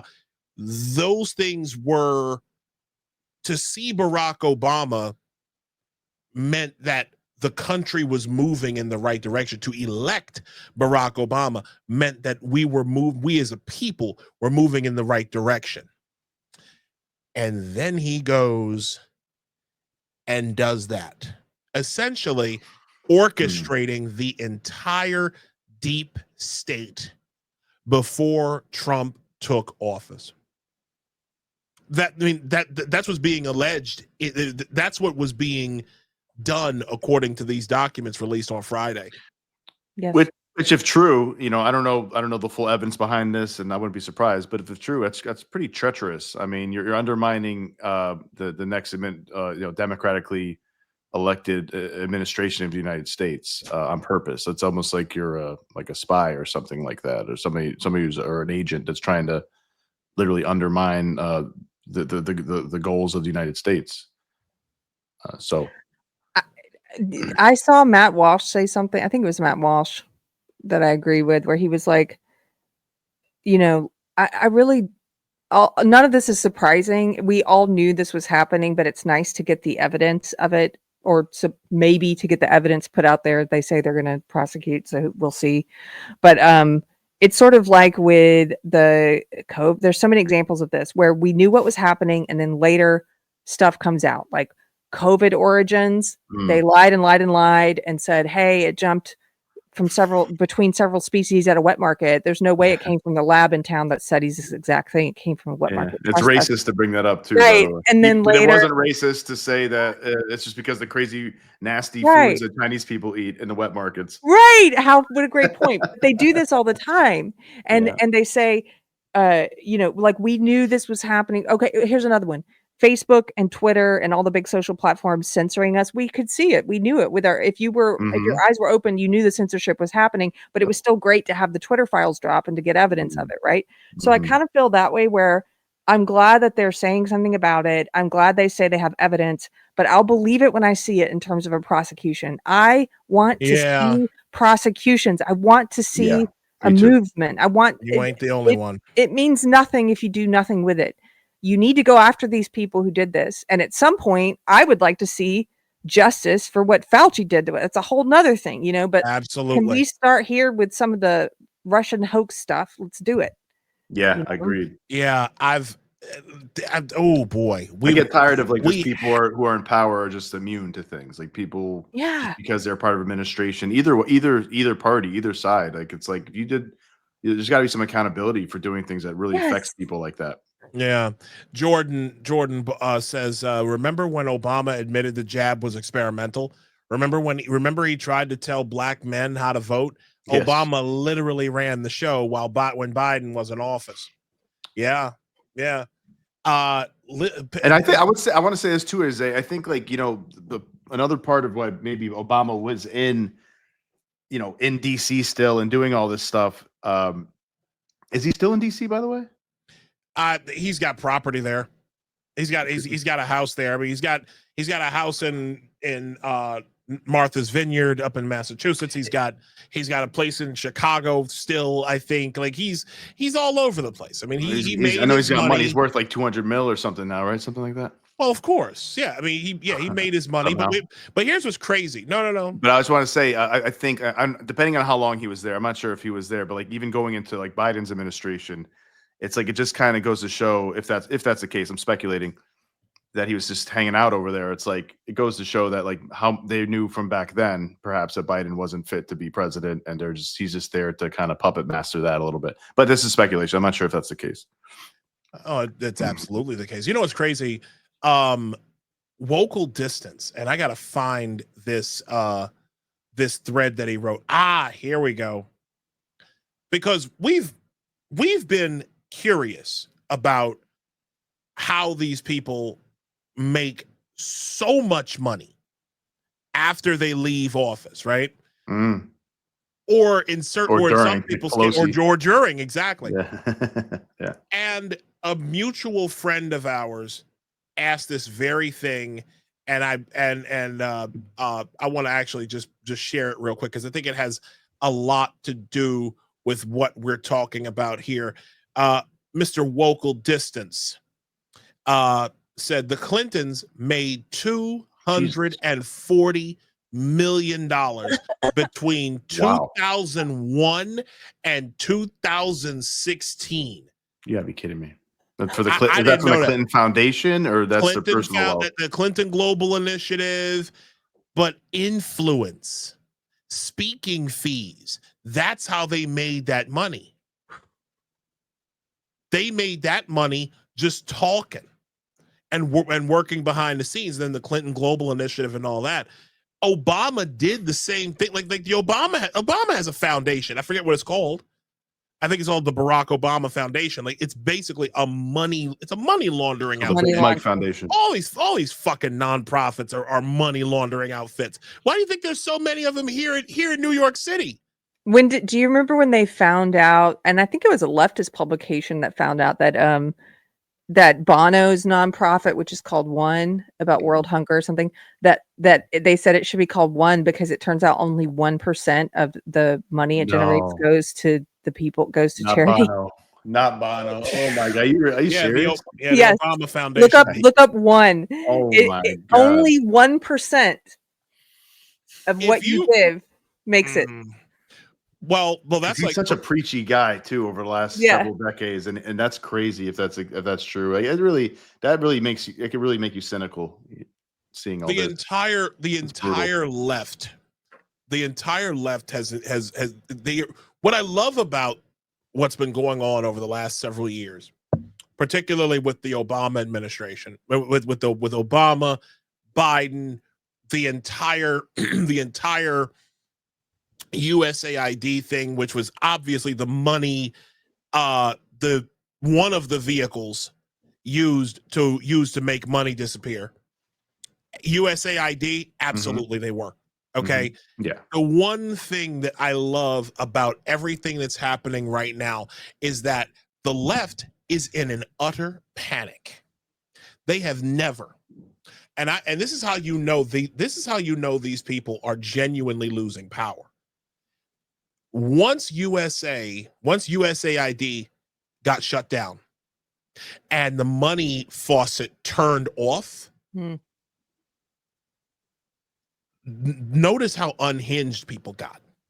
Yeah. How full blown, unhinged and crazy. And you started to see all the protests initially. They started off a little nuts, but then but people started to notice, even with these protests, that it was the same people popping up.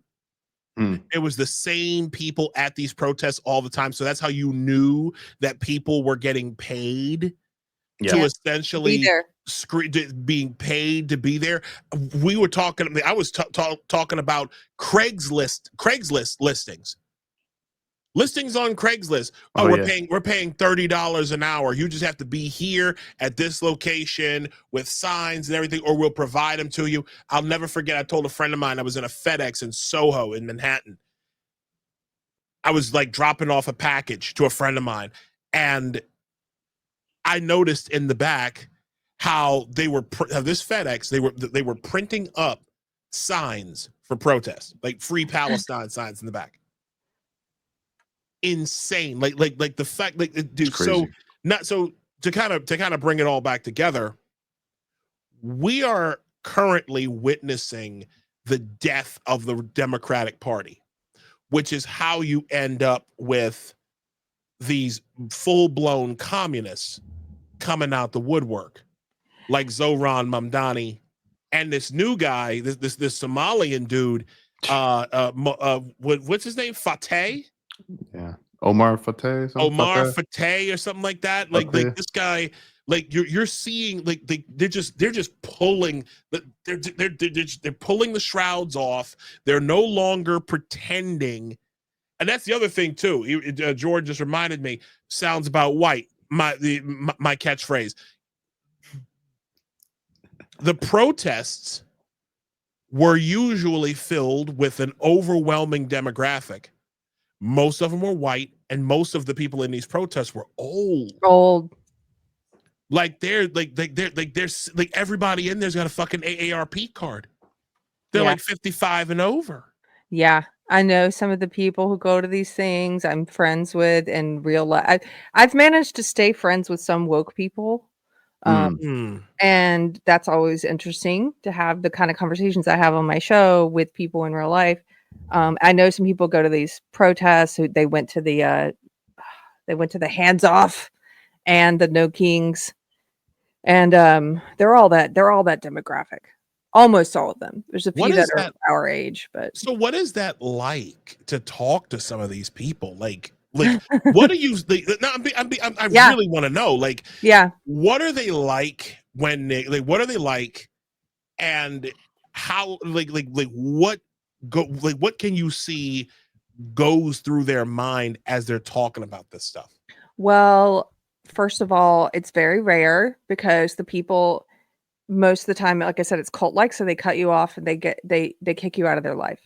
So there are some who've stayed friends with me and my husband, and I think it's a testament to. I'm going to compliment them. I think it's a testament to, at the kernel of their soul, like they are actually open-minded, and that hasn't been completely stamped out yet. And they still have a bit of that curiosity, and it hasn't been completely stamped out by the cult yet. So I think that's true across the board for the ones who stayed friends with me. And then in terms of the conversations, though, like one of the recent ones we had in person, it was 2 nights we were staying with them. Actually, we were on a road trip, and they're very good friends. They've been very generous, and we just assumed that because they know certain things about my podcast and me. They've said things to about how I'm crazy and stuff, and I just kind of laugh it off. And so we just assumed they knew we voted for Trump. I mean, duh.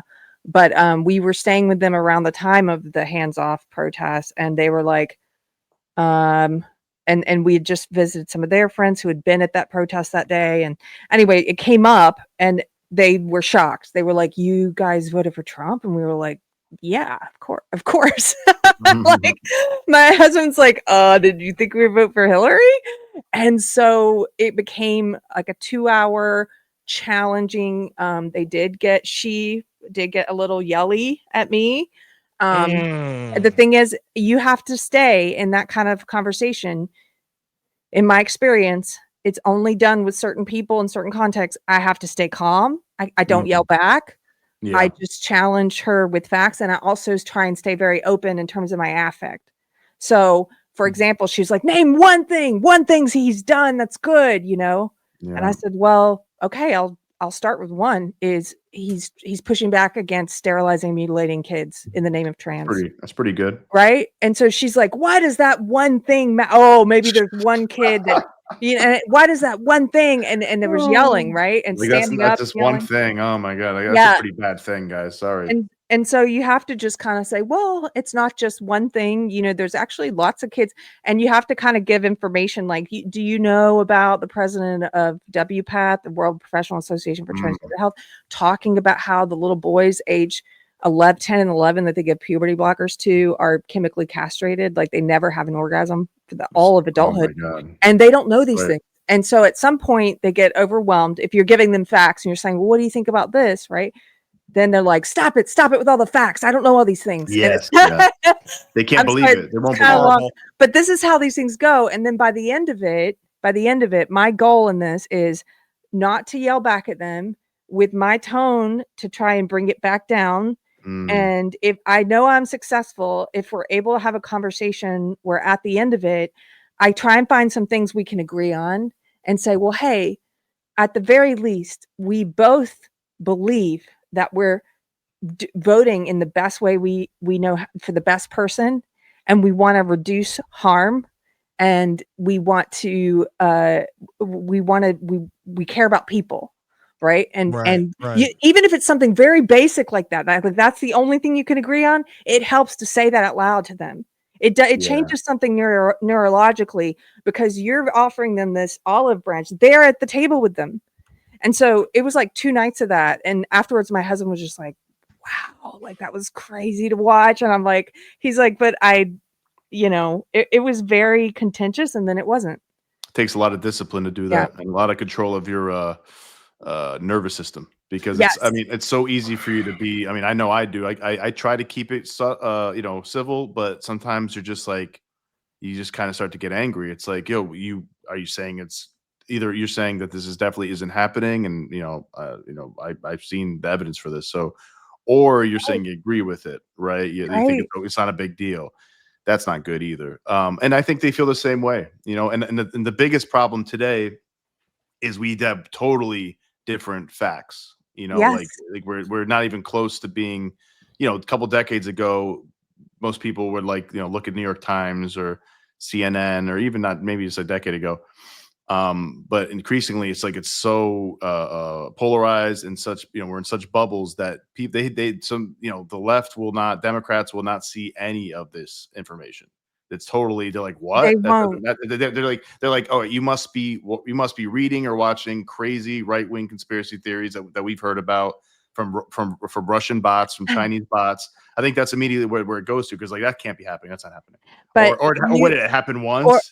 Yes, like that, like one person. But they that's why they also, if you give enough facts and you do so calmly, you can't be, at least in my experience, I try not to be like, oh, I'm smarter than you and I know this, you don't know that, I try and say like, well, hey, did you guys know about this? I heard about this, kind of like very non-aggressive, right? And giving the information. But even if you do it that way, after you give enough facts, they get so uncomfortable, because you're shaking the foundation of their Cognitive belief dissonance. system. Yeah. So they're like, stop it. Mhm. I don't want to hear anymore. They Yeah, say and- that. Yeah, oh yeah, I've seen it, and honestly, I think the Yeah. implication is in their heads, like me, I'm like, I can't be on the wrong side, right? I'm not. Yes. So by putting, or I'm not a bad person. I mean, it sounds like I'm actually a bad person. I'm supporting crazy things, harming children and women Yes. or whatever. So I think what you do at the end of that by like, just giving them the olive branch, like, oh, I know you're a good person. I know you mean well. I know I see your concerns. That makes them like, okay. They still And think they I'm a good person. also, Yes. and I also acknowledge what they think about me, because I know they think Yeah.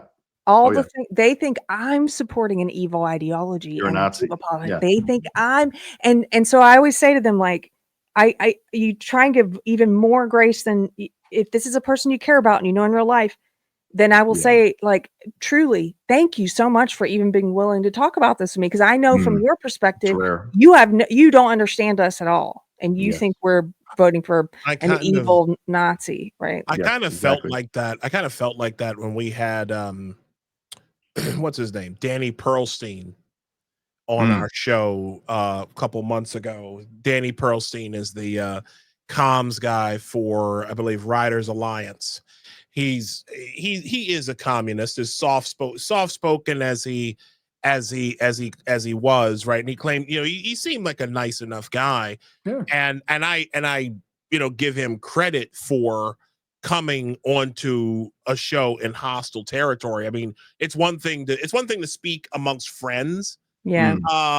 but it's another thing entirely when people of opposing views come on to shows like this, where where they're not going to be given the same kind of quarter like they would from, say, an Errol Lewis on New York One, right? Like, And the internet's forever too. right? So And if the they internet's forever, if they get too. spanked in a debate, that's forever. But I'll be honest with you, Keri. If there's one thing that I don't have, I'm going to admit a weakness tonight. I am not good when it, like, talking to certain people that, like, well, I shouldn't say that. I can talk to someone civilly and have a nice discourse with people who I don't agree with. Right. I've had I've had great conversations with people, some of whom are like really good friends. But when it comes to these nasty ones, Yeah. these people who they say things that they know would get them a surprise jaw realignment, and they say this stuff and they know that saying it, like, they want that reaction. And it's one thing for, I guess what I'm trying to say is, my patience with certain people, with like the yelling and the screaming and the general nastiness that people can display, I don't have much patience for that. Like, I just don't. So I commend. I you agree. for that, but how should I, as someone who wants to have more conversations, with people who we don't necessarily agree, but trying to win them to our side, as it were, how would I go about doing that? Well, I believe as a Christian, we're all uniquely, like, situated and talented in different ways. Like, they talk about the body of Christ, right? Like, we're all different parts of the body of Christ, the hands and feet of God, right? And so some people, first of all, when I talk to people about this on my show, I say this because some people are like, I don't want to have conversations with people who disagree with me. I'm like, fine, you don't have to. Maybe your talent is something else. But if you do want to do that, it's not every person. It's context driven, because, like you said, Isaiah, some of them are hateful. They're almost demonic, like almost possessed. And they're like my friends who I mentioned. Yes, she was screaming at one point, but even when she was screaming, it was different than like when I've had a leftist scream at me at a protest, who who is like full of like seemingly like a demon. It's very different than that. And so I think it's easiest with people that you have some kind of relationship with already, a friendship or something, like in the case of these friends, where you love each other and you know each other's heart, and they're in the cult, but they're not so far in the cult that they're willing to cut contact with you. That tells me there's an open-mindedness there. And the other thing I would say is we're not supposed to be carpets for people to walk on. So God doesn't call us to be pathetic, abuse me, sure, be horrible. No, that's not what Turn the Other Cheek is about. And so I think that I'm so glad you said that. There are some people who are not worth it unless there's an audience watching and it's worth it for the sake of the audience. Maybe there's people in the audience whose mind you can change. Correct. And so in that case, I will do it. Like one time I was at a Women Leaving the Left event in Austin. It was me, Megan Murphy, Mary Lou Singleton, a bunch of women. And it was surrounded by leftists, Antifa people with signs, screaming, banging on the walls. The cops wouldn't do anything. They were intimidating all the ticket buyers. And I went out there and was just kind of filming some of them. And two of them were being very abusive verbally and just being nasty to me. And I kind of laughed and said stuff back to them, not screaming, I didn't return their energy, but I engaged for the sake of the audience who would see this. Do you know what I mean? To see more of it. So that in that case, then yes. But if it weren't for that, I wouldn't have given those two demon possessed women my time. God says, don't throw your pearls before swine. You need to know when to shake the dust from your feet and keep going. And so not everybody is worth your time. They're, putting your pearls out there. In the case of my friends who I mentioned, we've known them for a long time. Like I said, they're very outside of politics, very kind, generous, gracious people. And so it's just this one topic where, for me, it's worth it because of who they are. And I know their heart, and they know my heart well enough that they let us come stay with them, even thinking that I have a crazy, quote unquote, crazy podcast. That's great. No, those are good friends though. Yeah. It's tough. I think even more tough. It seems like it's tougher for the left to do this. And I don't know what that's about. I don't know if it's like because they tend to be a little bit more effeminate, I think is a thing that maybe could be a reason why they're like more like mean girl about it, like pushing people out of when I think men and traditionally we are usually, if you're more masculine at least, you're able to be like, oh yeah, we make jokes about, look at this guy, look at this uptight Republican or something. Like back in the day, people would say that, and like they'd make fun of the Democrats or welfare queens, whatever. And you could still be friends and stuff. But I think now, you got like the mean girl thing, and you get men being like that too on the left, who are like very intolerant of like, they can't joke around, no sense of humor. And I don't know if I think that's part of it. Nick, can I tell you one that I'm not pleased about? And who knows? This is a person who, out of the blue, I've never met this person, but he's a long time friend of my husband's. And he is a leftist, and he on our anniversary, he's also an alcoholic. I don't care. I'll just say it. He is. I used to be an alcoholic. You can. It is what it is. It is what it is. You can leave that.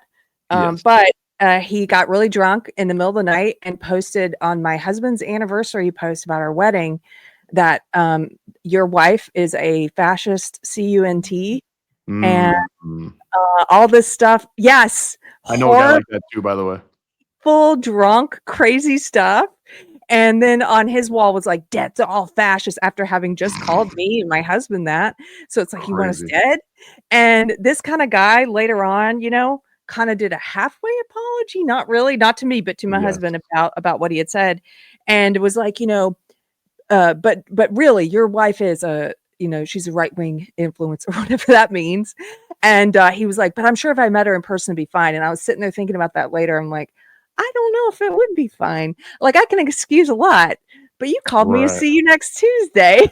Yeah, and I need a much bigger apology than that. Christ. Not a half-assed apology like you. Like, I mean, I've had people like that I know personally. Like, I won't give much more details, but they're, they would do the same. They did the same thing. This one guy did the same thing. He has a problem drinking and sending like dark messages Yes. to people. And I think he just like, you can get so drunk and brown out and or black out, and you're just like, I really do think like the devil takes over your brain or something at that point, and he's just like saying dark things. And he's been doing that for like a long time.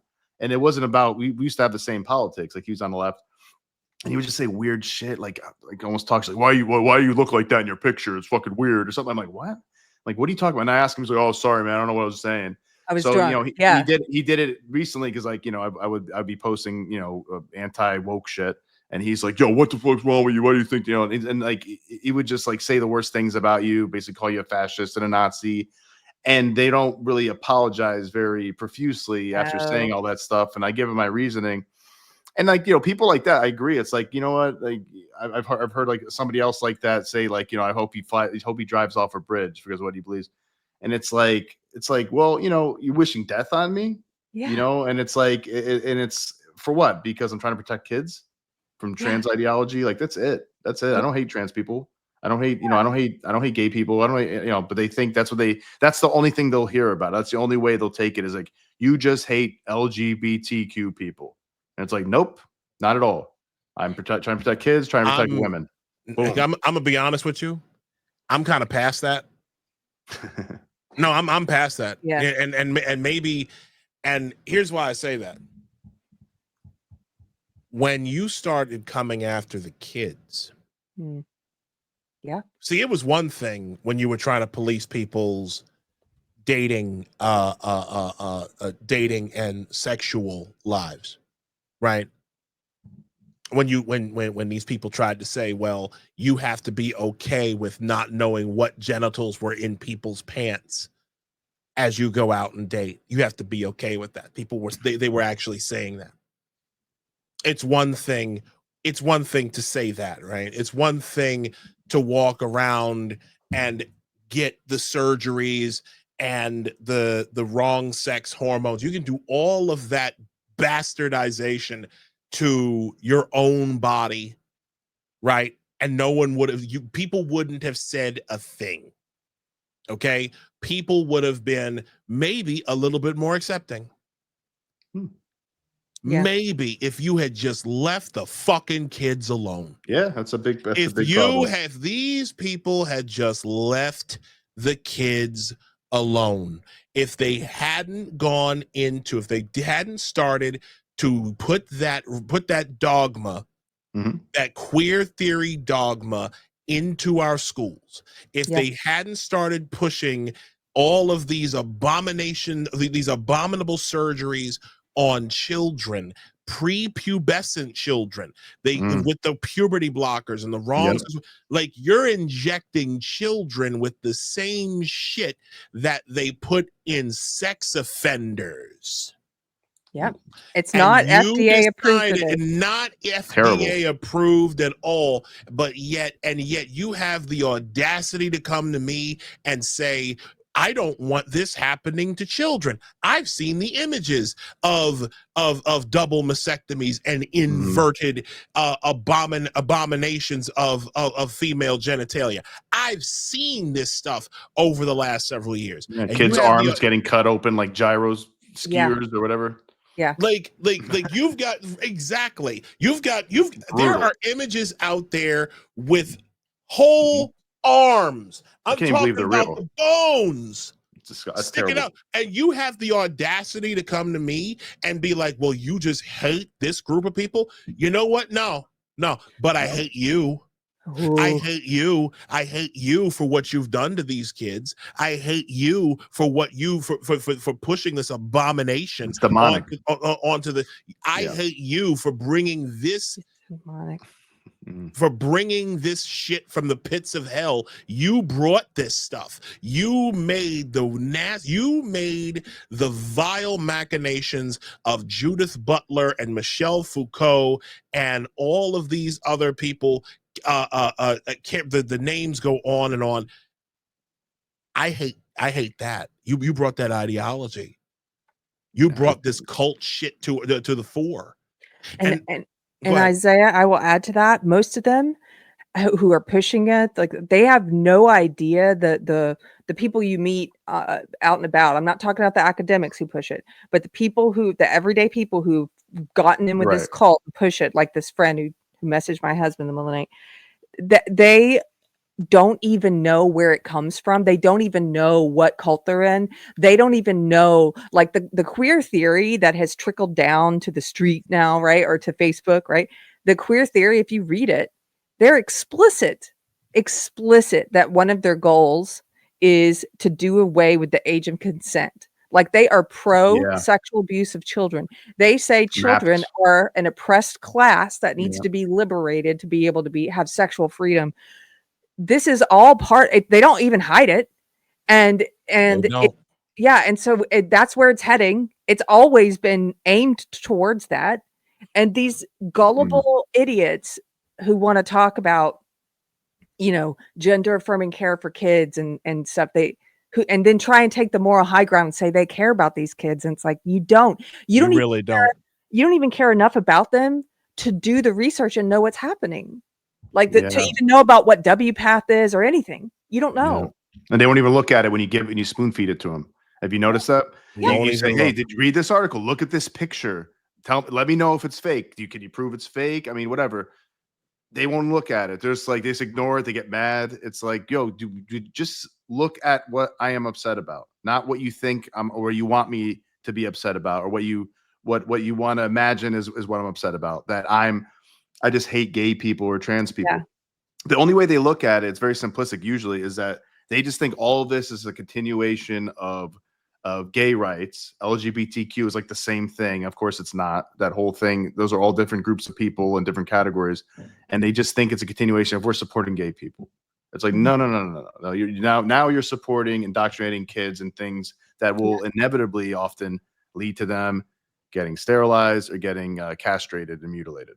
That's what and then they're going to commit suicide because, and they say they're going to commit suicide because there's so much trans hate, when it probably is. It's hard to find a date when you look like Isaiah, but you are wearing a wig and makeup, and or me with a beard and a wig. Yes, and a wig and some makeup, and you're trying to get a date with your fake infected vagina. So that is the fucking fact. And if you've ever wanted to have kids, I guess you're a transphobe because you don't want to choose a fake woman who can never have kids. It's like, it's unbelievable. I have so many friends. So here's one thing I like to do with people who don't understand it, Nick, who push, like you said, how do you talk to people who disagree, right? So some of these conversations I've had in real life with people about this is I will say to them, do you not know any gay or trans people who are against doing this to kids? And I do what they do, because they always play like you're on their side and they have the normal, like they are with it and they're not with it. So I do the other thing. I'm like, it's 2025. Like, you don't know, you don't know any gay people or trans people who don't agree with this. And they're like, I don't. And you're like, there's tons of them. Like, do you want me to introduce you to some? That's like, smart. And so then you kind of open it up to, like, you kind of do the game they do. That yes. Are you that uncool? Like, you only know, and then you're like, I have lots of personal friends, some of who would be willing to talk to you. I also have friends, people I've interviewed who are public people, who I can send you their videos if you want. And so I try and do that because they believe, like you guys said at the beginning, that everybody who's gay has the same opinion. Everybody who's black has the same opinion. Everybody, it's all about the identity thing, right? So I try and first shatter that by sending them interviews I've done with gay and trans people who are not on board with this.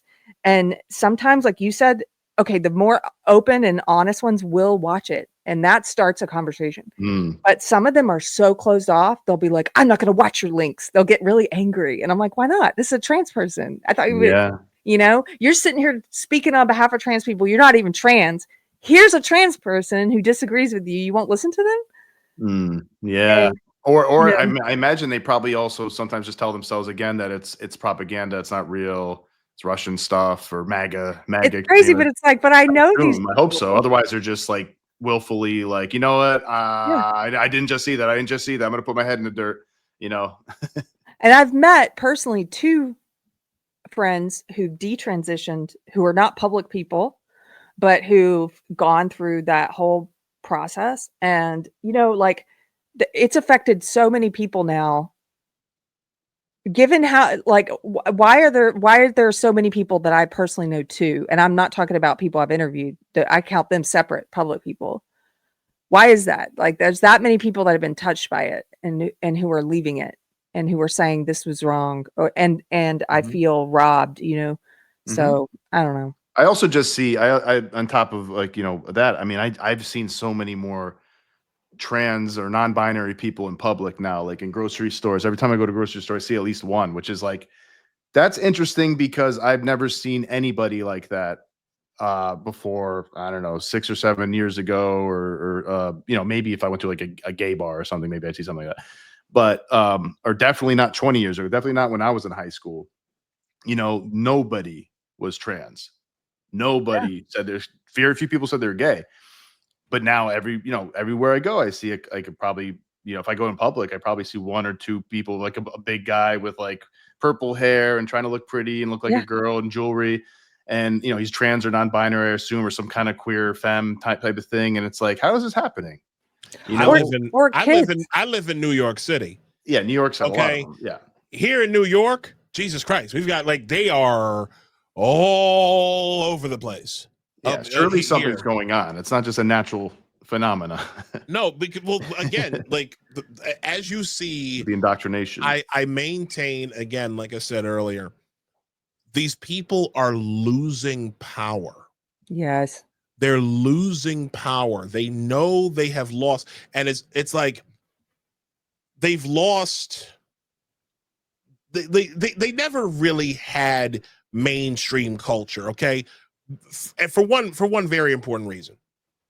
Most of these people come from, if you look at like the demographics of everyone who practices in the gender cult, we're talking about 2/3 of 1% of people throughout the total population of the United States.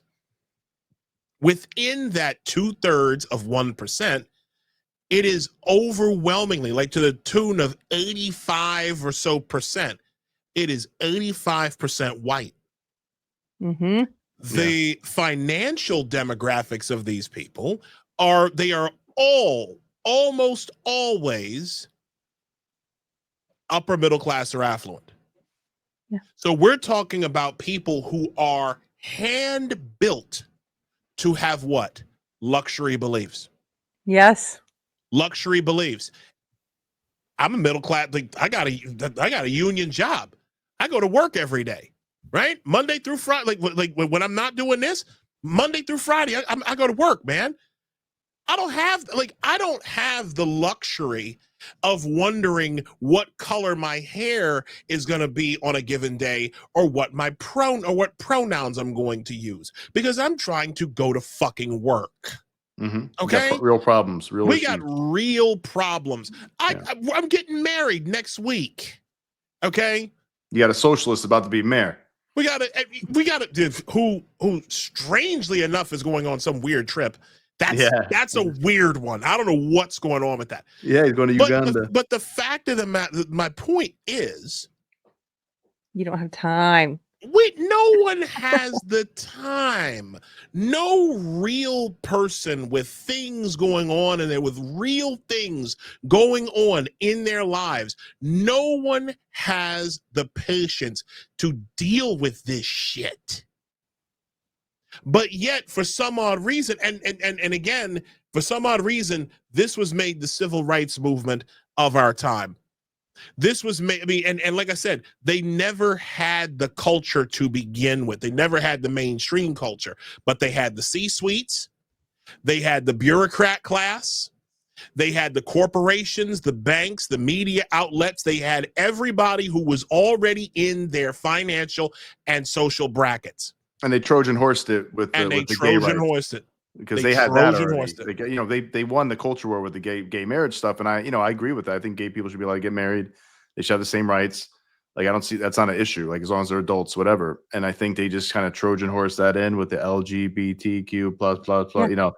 So that's how they did it. And everybody's like, well, we're still supporting LGBTQ, right? That's all the Democrats are saying, I assume. The left. You want to So know they're how like, of course we are. We're not against gay people. Like it's not about gay people anymore, guys. They ratchet it up, and they're going to keep doing it until. Here's what I would say to a leftist, and trust me, 15 years ago, if somebody had told you that you would be supporting cutting kids' genitals off and giving them hormones that sterilize them, you would have said, "No way, I'm not going to support that." And yet, here you are. Here you are. So stay in that cult you're in, and I guarantee you, in 15 years, give it another 15, you're going to be justifying sexual abuse of kids because hey. They're oppressed. They're already doing it. Yeah, and we need to give them freedom to destigmatize them. They're already doing it. Yeah. The second I started seeing that MAP, that map term, minor attraction. As soon as I saw that, I'm like, here we go. We're already there. I do want to ask you real quick before we go, because I know you saw this. What do you think of Stephen Colbert getting shit canned? That show is still on. Who watches that crap? I'm kidding. Oh my god! No, you're not. That is the right question. No, you're not. No, you're not. No, you're not, Keri. You were in that space. So no, you're not. Here's what I have to say about Stephen Colbert. First of all, I have a picture sitting at his desk. Back when I worked in entertainment, I got to go to the show a few times when we were in New York, but working on our show. And I had friends who worked on that show, and that's kind of funny now, all these years later, to have that picture. But anyway, he's from South Carolina. He was very promising. I'm from South Carolina, so that means a lot to me. I'm like, yay, SC, right? But at the beginning, he was very promising. When he was on The Daily Show, the character he played, and then when he spun off into the Colbert Report, was very similar. It was sort of like he was doing like it was a mockumentary style, like Bill O'Reilly. Yeah, he was a Bill O'Reilly. Yeah, he was hilarious. And it was really funny. I loved him. Yeah, he was. And hilarious. then over time, he dropped that persona, and he just became like all the rest of them. Just sitting up there reading lines, bashing Republicans, bashing Trump, bashing anyone conservative, bashing anyone Christian, pushing all the leftist crap, pushing trans and kids, the vax dancing, the vaccine dance. Yeah. Oh, like that's one of the grossest things I've ever seen. In the knitting world, he cheered and celebrated when they banned all Trump voters from Ravelry, which was the biggest knitting platform. He cheered that kind of censorship on his show. Like he just fell off so hard. And it's a real disappointment because I was so proud of him being from South Carolina and seeing how funny he was. And he is a testament to what I said at the beginning of the show, which is the longer you stay in that cult, the less funny you get. Yeah. You need the truth on your side. That's the thing. You need the truth on your side to be funny. You need at least a good dosage of truth, at least. Some of it's a joke, some of it's exaggeration, but if you don't have the truth anymore, it's like you're joking about something that's not real at all. Like there's no foundation for it at all. I think, Colbert was a very talented, very funny guy as a Colbert Report. I was so impressed with how he would interview people and he would just be off the cuff, a funny Bill O'Reilly. Like I was like, well, this guy is very quick. And I was really happy when he came, and I think it was probably still liberal. I think maybe when he finally got the Tonight Show, I'm like, that's perfect. He's the perfect guy for that. He's so quick. He's he'll be hilarious. And I was I think I watched the first episode or two, and I'm like, this is not very funny at all. And it wasn't even political yet. He just changed. It was like he's being himself, and he was like kind of like a neutered, kind of like a effeminate Democrat guy or something. And I'm like, where's the wise ass quick Colbert? Yeah. Like where did he go? I don't know. That bravado. I don't think he never all showed that up. Bravado from the Colbert Report went away. Yeah, he was all that fake bravado. Guys, watch I just want to say, Isaiah, real quick. Watch his reaction to Trump winning the election 2024. It is sad. Oh, I saw that. Did you see it? It is so unfunny. He's trying to be funny, and it's not just him; it's his writers. It's so sad. It's so bitchy. It's so exaggerated, hysterical, and we're the resistance. It's like, and Kimmel too. It's Kimmel like, what? You guys are men. Kimmel cried. Bill Maher is the way to be if you're going to be on national television. Be Bill Maher. Jimmy Kimmel cried like a bitch on national television. Pathetic. And I never I never thought this was embarrassing. And my that's it for the View, man. My memory of my first memory of Jimmy Kimmel was the Man Show. Man What he Show. did with Adam Carolla. Oh So man, you and go that from- show did not age well in the you go Me Too, from woke world. Let me tell you, man. go from Siggy Zeki, hoi hoi to crying like a bitch because your political candidate didn't win. It's Also, crazy. let's not forget how many times Jimmy Kimmel has done blackface. I was going to say A Karl number Malone. of times. He's like Oh, always. you know that, Isaiah, right? You know I Karl did Malone. not know didn't? that. You might want to bring that up, bro. You might wanna More bring than that up. once. He did it a few times. Is he the American Justin Trudeau? Yeah.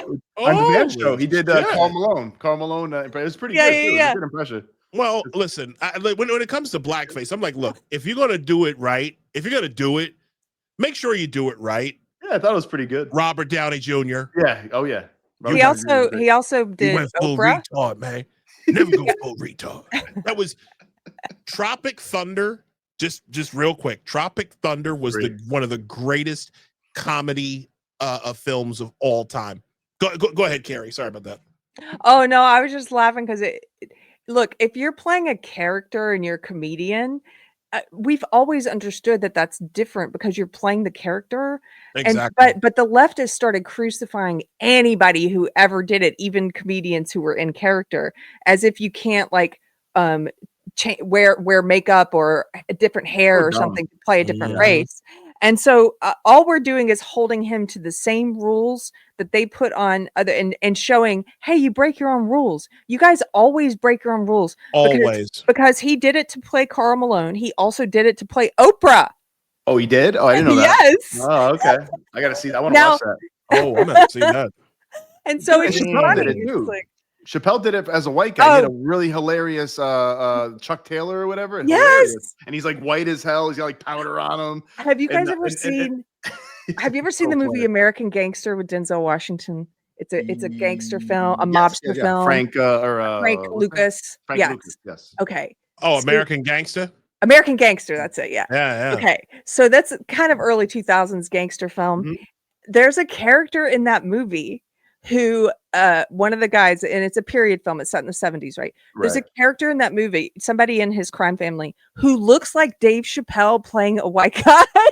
No. Go back and watch it now. I was God. watching it with my husband. I was like, that looks like, who is that? That black guy looks like Dave Chappelle playing a white guy. That's funny. Oh my God. Like, Actually, I think I know what you're talking about now. He's like in the family, but every time I saw him, I would crack up, like, because Dave Chappelle he always had that mustache when he played a white guy. Oh my God, he's funny, man. His white face is hilarious, dude. Yo, like Ned Flanders. He always had like his eyebrows. He had this hustler. Yeah, he had this very serious like voice that he kept using. Whereas like this is what we're doing. How are the blacks spending their reparations money? Yes. Oh my God, so Keri, this has been an absolute. As I know you have to go pretty soon. Hey, do you have time to see something funny before I go? Yes, absolutely. Oh yes. Okay, since we were talking about my comedy, my old life. Now I haven't thought about a lot of this stuff in a long time. But I recently had to pull up for this resume, this thing I was doing. I had to pull up some old clips. I'm sending you in the private chat a trailer for a comedy movie that we made called Thugs the Musical. And this is just the trailer. The film itself was like 20-something minutes long. Okay. Oh, dear. You got to play this. I want to see if I would. Now, this was proto-woke. It was like before woke. I see. But we're kind of making fun of the fact that at this time, and this was true. A lot of times, if you were a black actor and you wanted to go in for a role, it would always be for gangsters or thugs. And so we had. So the movie is about all these black actors who don't fit the stereotype. Who are trying to get more roles, so they do a musical called Thugs the Musical to show that they can play thugs. Let's do this. That's a smart angle. We absolutely can. Let's watch this. Let me just bring it up. Boom. Okay, so White Smith Entertainment. That was my company. This is gonna be great. Hold on a second. We've got the lady who put Keri this Smith's together. comedy days. This is Keri Smith's comedy here. Hold on.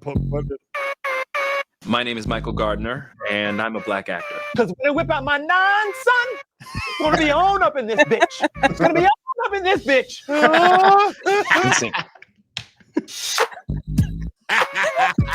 Basically, I realized I needed to show the industry, hey, I'm a black actor. I can act black. Which is why I created Thugs the musical. Oh my god. Oh my god. No. Turn out the lights. Bust the cap. It's a drive-by.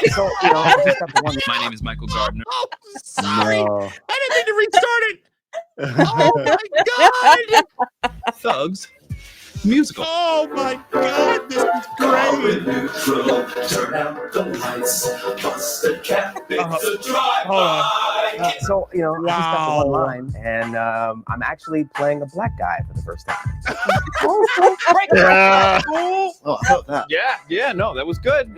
Just make it bigger. It's like it really talked about what it's like in the hood, you know. Once you feeling froggish, now you feeling froggish, then jump. Once you jump, go ahead, jump. If you're British and black in Hollywood, you have to be able to know the American accent. No, roll on these fools. No show. Real talk, you know. That's real talk.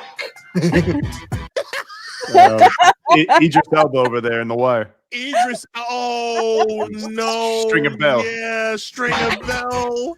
He did a great job. I'm not talking shit. This nigga got a gun now.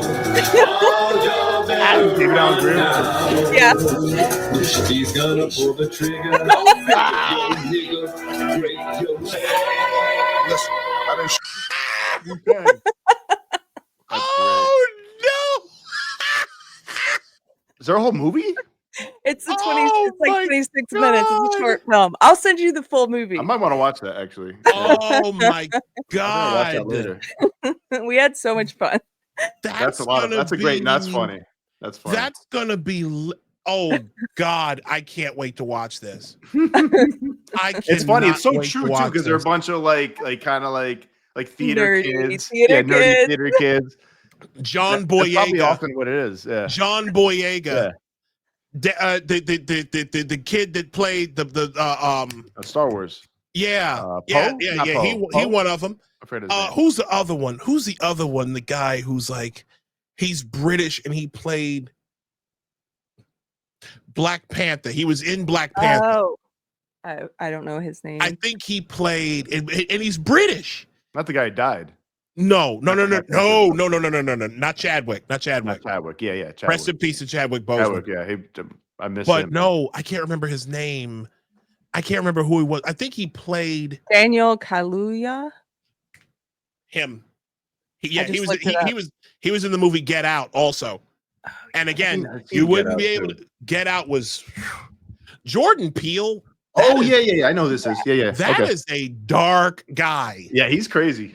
That is a dark guy. Like I He's saw crazy. Get Out, and I think I saw one more of those movies. Like holy shit. Anyways, Keri, Yes. I've never shown that on any interview I've ever done. So thanks for letting me show it. I was like, Oh, this yeah. might be That was funny great. to. oh That my was good. god, I'm glad you did. that was fantastic. Well done, man. And we gotta find this. Keri, what are you working on right now, dear? You have the floor. What are you working on? How can people reach you? What you got going on? Well, I took some time off recently for a surgery about 5 weeks ago, and I'm trying to get back into the swing of things. So the past month, my channel was very light, but I'm back to it. I have a brand new interview that just came out with Paul Brown, who's the CEO and founder of Wasson Watch Co. And you I may saw recognize that. his name because he's pretty based Christian conservative who's been speaking against the woke right elements that we've been Okay. talking about. He Yeah. also speaks loudly against woke left, and he's speaking loudly against woke right. And interviewing Good him man. was a real treat because he was the real deal. You never know when you meet somebody like, what's this guy going to be like? He was the real deal. And so go check out the interview with Paul Brown. My channel's called Deprogrammed. If you have leftists in your life who don't understand your opinions, or maybe friends and family, I'm trying to do more clips so you can find clips to send them, because some of the longer videos they're not going to watch, of course. And but that's my goal with it. And yeah, go check it out. And my husband has a new album out. Can I plug my husband? Sure, yeah. Sure, go right ahead. Anthony Garcia Music. There you go. Anthony It's Garcia. beautiful. Anthony Garcia Music. What kind of music is it? What kind of music is it, Keri? Well, his band is Los Diablos Tejanos, is like old country and Spanish guitar kind of music, cool. Americana. But the new album is not that. The new album is all piano. He's classically trained in piano, so the new album is very different, and it's like a soundtrack to a movie. It's just beautiful. What's his website? AnthonyGarciaMusic.com. Hold on, I'll put a. I have a big crush on my husband. I'm very proud of his new album. So Music's awesome. I'm a musician too. Musicians get all the girls. Let me tell you. There you go. Yeah, you know what? I was a musician. Is that correct? Is that correct, Keri?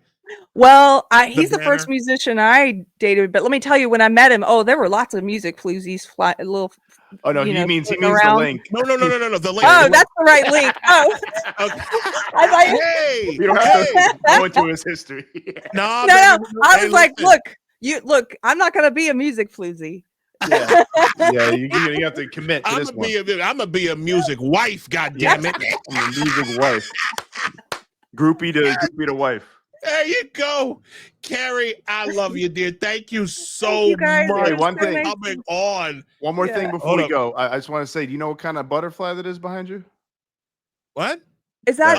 The one behind you, the one you have on the not wall. anymore, but it's written on the back. Shoulder. Do you know? Yeah, that's a blue morpho butterfly. They're huge. Morpho. Yeah, they're in Costa Rica. I seen them in the jungle there in Monteverde. They're awesome. I've had this since I was like 10 years old. Oh yeah, if you ever go to Costa Rica, you go to Monteverde. It's beautiful, and make sure you go in season, because I'm not sure if they're always there, but you should see them in one of the trails. You'll just see this big flashing, like blue flashing like wings. It's really beautiful. Wow, thank you so much. I'll see if I can find a video, and I'll send it to you if I can find it. Yeah. Wow. Really well, anyway, sorry, I interrupted the goodbye, the farewell. No, Keri, thank you so much for coming on.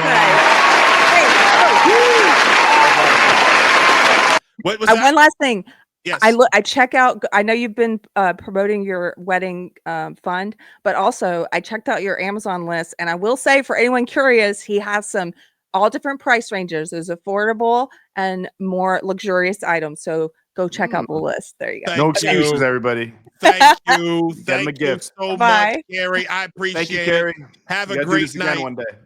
Yo, she's the real fucking deal. She's awesome. Yeah, she's the real deal. Oh man, Keri. She's one of the OGs too. She's one of the OG anti-woke girls, people in general. I remember her from back in the day. I think she said she was doing, and I listened to some old podcasts of her too. She, I think she was one of the first to come out as an apostate. Really, actually. Wow. I think something. She wrote like some kind of article, like why I'm leaving the Democrats or why I'm no longer progressive, something like that. We have to look it up. And like I think Jordan Peterson interviewed her, and also like featured her story or her article or something like that in his YouTube channel. So like she's been around like at least since 2016, I think, fighting that fight. Yeah, man. Wow. Yeah. Correct me if I'm wrong with any of that, Keri, but I think that's the case. Well, this has been a fantastic, fantastic article. Fantastic article. What am I talking about? Fantastic episode. Sure was. There is something. Well, it ain't quite over yet, because there's something I've been. I went off about this earlier in the week, but since we're here on the show, I think I'm gonna go. I think I'm gonna get after it again. Barack Obama pissed me off, and not just with essentially coming out or being exposed as the king of the deep state. Okay, he said something in trying to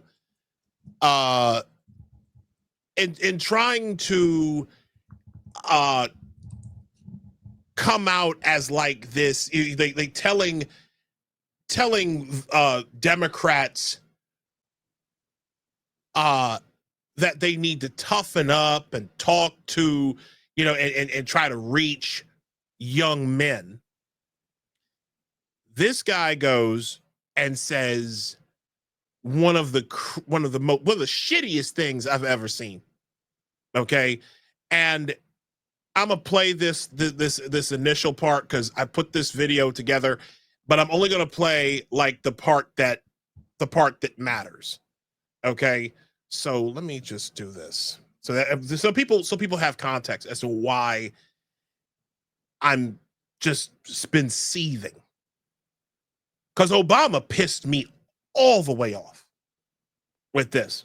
Okay, let me see. Is this correct? Yeah, this is right. This is right. Yeah, here we go.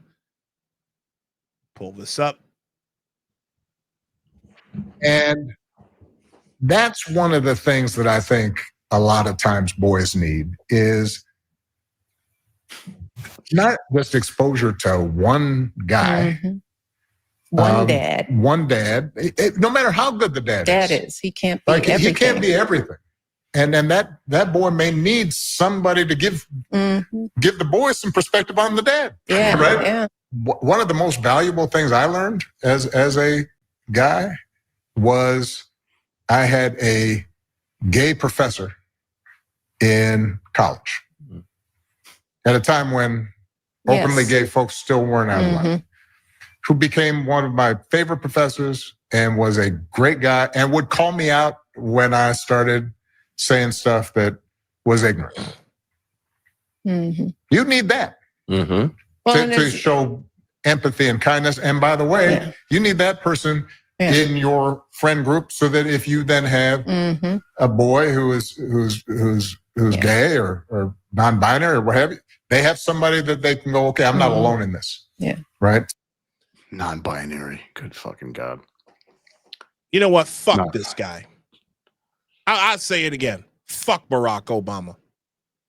Fuck Barack Obama. And I'm saying this I'm leaning into this as a black man, as someone who voted for Barack Obama, as someone who believed him to be I actually believed him to be like the best of us, right? The best of black men. Beautiful wife, beautiful kids. You know, Barack had that Cosby Show affect. The Cosby Show was Bill Cosby's greatest masterpiece. And Cosby had great shows over the years. A Different World, just lots of good stuff. One of the funniest stand-up comedians I've ever watched. So I feel like with Barack Obama, he kind of, capitalized on some of that, right? This this notion of this black nuclear family, heterosexual black nuclear family. And he snookered the shit out of black people. I remember when people were when people were noticing back in 2008 and 2009 when his presidency first started going. I'll never forget listening to and agreeing with Steve Harvey when he said that Barack Obama was not supposed to be just the president of the hood. When black people were saying back then that he wasn't even thinking about what black people needed. Okay. I remember when Tavis Smiley back in the day made him and Michelle Obama persona non grata. Okay, I'm going deep into I'm talking like 2008. We're going back over 15 years. Everything about Barack Obama was a fraud because he didn't care about black people. He deported more people. He deported more illegal immigrants than than Trump, Bush 43, Clinton. No. Obama was the one who did all that. Based Obama. To listen, yeah, the only fucking thing he did that was based. And so to listen to this sanctimonious know-it-all motherfucker talk to black people, talk about boys needing gay men, gay friends as mascots to teach them empathy. I think to myself, why would you say that a boy would need a gay male friend, like outside of the boy's father? What possible reason could one have for wanting that? Now, I'm saying this as someone with gay friends. Okay, I got a lot. I got a few gay friends, gay co-workers, the whole bit, who I love very much.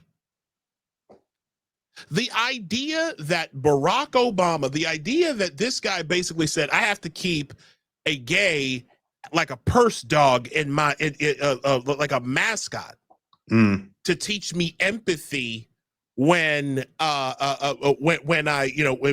lacking it, is about as racist as saying you need a black guy, to do some heavy lifting. You need a black guy when you go to Jamaica because you've heard that they've got 10-inch penises. And I want to get piped down before, for the first time. Like, I'm gonna keep him. He's a Mandingo warrior, some shit, right? It's that kind of racist bullshit. I just need you around if I need some watermelon. That type of ignorant shit. This tokenization, like black people. Like this notion that we need gay tokens in our lives. Would you say that shit to a white man about needing a black person as a token? I'm sure the left would. The left says it all the fucking time. Yeah, they say it all the time. The left says it all the fucking time. I mean, think about it. One of the things that got black people sucked into the Democrat Party was when they said black women were the backbone of the Democrat Party. Remember that? Remember this was back in the Obama era. They were like, black women are the backbone of the Democratic Party.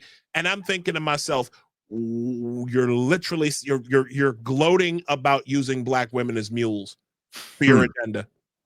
You are literally gloating about using black women as your mules, because what do mules do? They carry a lot of shit. Where do they carry their shit? On their backs. Beast the burden. You basically said that white people need black women, that white liberals, white leftists need black people to head their movements. To essentially be what I've called before color legitimacy. So now Barack is saying, well, if you have a teenage boy, you kind of need some perspective outside of his father. I'm not I'm an uncle. If God wills, I'll be a father one day, hopefully soon. But I've got nephews, right? My oldest nephew, Justin, is 15 years old. He'll be 16 in October. My nephew Jamal is around the same age. That was who Barack was trying to reach in that moment. Teenage boys. So my question is, why do teenage boys need a gay male friend in their lives?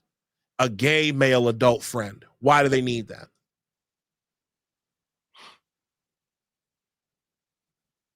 I'm serious. Like why? But what bothers me, the first thing that bothered me was, why do you want other men to have access to your child, to your boy? And why do you want them to give perspective on the father? Yeah, that was interesting. You know what that was, Nick? And I'm taking this very, very seriously. I say this with I'm not shrinking from this. And this is far less like, I'm not screaming at the top of my lungs like I was last week. Barack Obama made an argument for pederasty. Barack Obama was making an argument for pederasty. Yes, I'm saying it right now. Because they used to do that pederasty shit in ancient Rome, where essentially, you know, a boy of like 14, 15 years old would be sent off to live with, I guess, one of the nobles or whatever, or somebody who was going to take him under his wing as an apprentice. And essentially he would get, you know, statutoried during that time while he was learning his trade. Yeesh. And I'm probably botching the explanation of pederasty, but it's close to that, right? The fact that the former president of the United States, who for all intents and purposes is the king of the deep state, for him to say that lets me know that he really might just be to blame for the entirety of the last, what are we now, 2025, the last 17 years. I believe, but I actually believe now that objectively that Barack Obama is the cause of all the division. He is the cause of all the racism. He is the cause of all the anti-Semitism. I believe he was the one who was brought in to create division amongst everyone and everything. Because our country has never recovered. And then what disturbs me even further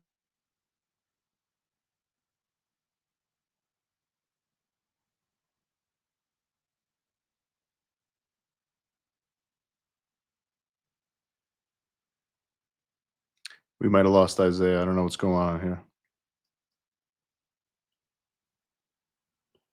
But what I'll say about Obama, I think I don't know if I agree with all of that, but I definitely think he's used as an instrument to do this in a lot of ways. And I think I don't know, people have been working through him during his presidency to divide us further and further with identity politics and wokeness and critical theory influences.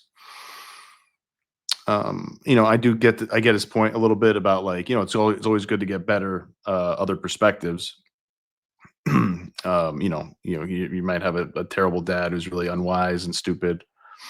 Some people have that. Some people don't really, they have a dad in their life, but they're not the best. They're not the best role model, right? And maybe that's more common in certain demographics. I don't know, but so maybe he's speaking to that a little bit. But it is peculiar to say things like, let me see, do I have to let him in? It is peculiar to say, there he is, Isaiah. Oh, where is he? You in? Chavez, hello. Yeah, you in? Oh my God. You know what? I do apologize. We had there you go. I started singing while you were gone. Oh my God. No, I was giving my feedback on that while you were gone, but my computer just it restarted on me. It restarted on me. Yeah, that happens, man. You got blue screened? I did get blue screened. I did indeed. I got blue screened. Holy shit. It's the deep state, man. It was Obama. Yeah. Fucking Beetlejuice. Fucking Beetlejuice. Yeah, that's what it is. It's fucking Beetlejuice. Yeah, it's Obama's like Beetlejuice. Yeah, Yeah. He say his name 3 times. Say his name 3 times. Your computer will get blue screen. Listen, I'm a shorten this up. Whatever respect I had for Barack Obama's gone. Whatever love I once had for Barack Obama as a man, as a father, and everything else is gone. Whatever example I thought that he had for us as men, and in particular as a black man, I'm throwing it all away. I am throwing it all away. Fuck Barack Obama. You already blew whatever political capital you had with a lot of black people when you was out here talking shit. When you was out here talking shit to black men, telling us that we needed to get in line, when you were playing slave catcher, telling black people we needed to get in line for Kamala Harris. Yeah, that was ridiculous. You lost a whole lot of black people then, especially especially the ones who remembered that you didn't do shit for black people at all. Specifically, it was like pulling teeth to get you to even acknowledge that black people were even in the country. You had Barack Obama had one thing in mind, and that was the centralization of power, the unlimited growth of government, and placing everything LGBTQ IAP, pedestalizing that over everyone else. Jordan said, did nothing when police brutality stuff happened under his watch. Of course.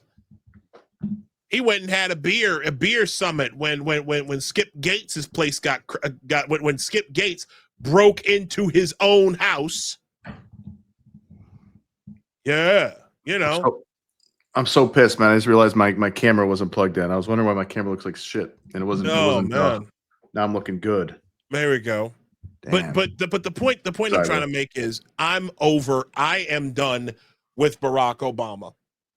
Barack Obama wants to go, and again, this whole you're making an open pederasty argument. And sitting there with Michelle Obama and his punk and her punk ass brother. Easy. Her punk ass brother, y'all sitting up here just going, I heard that. Like, bruh. I'm done. I'm over it. I'm gonna say I was saying this when you were going. I didn't take it quite as intensely as you did, and sinister what he was saying. I think I get kind of what he was saying as far as like, imagine if you were, you had a really terrible dad, or like a deadbeat dad, or a real stupid ignorant dad, or something like that, or a dad who's like a gangster or something like that, or sometimes it's good to get a different perspective, but at the same time, at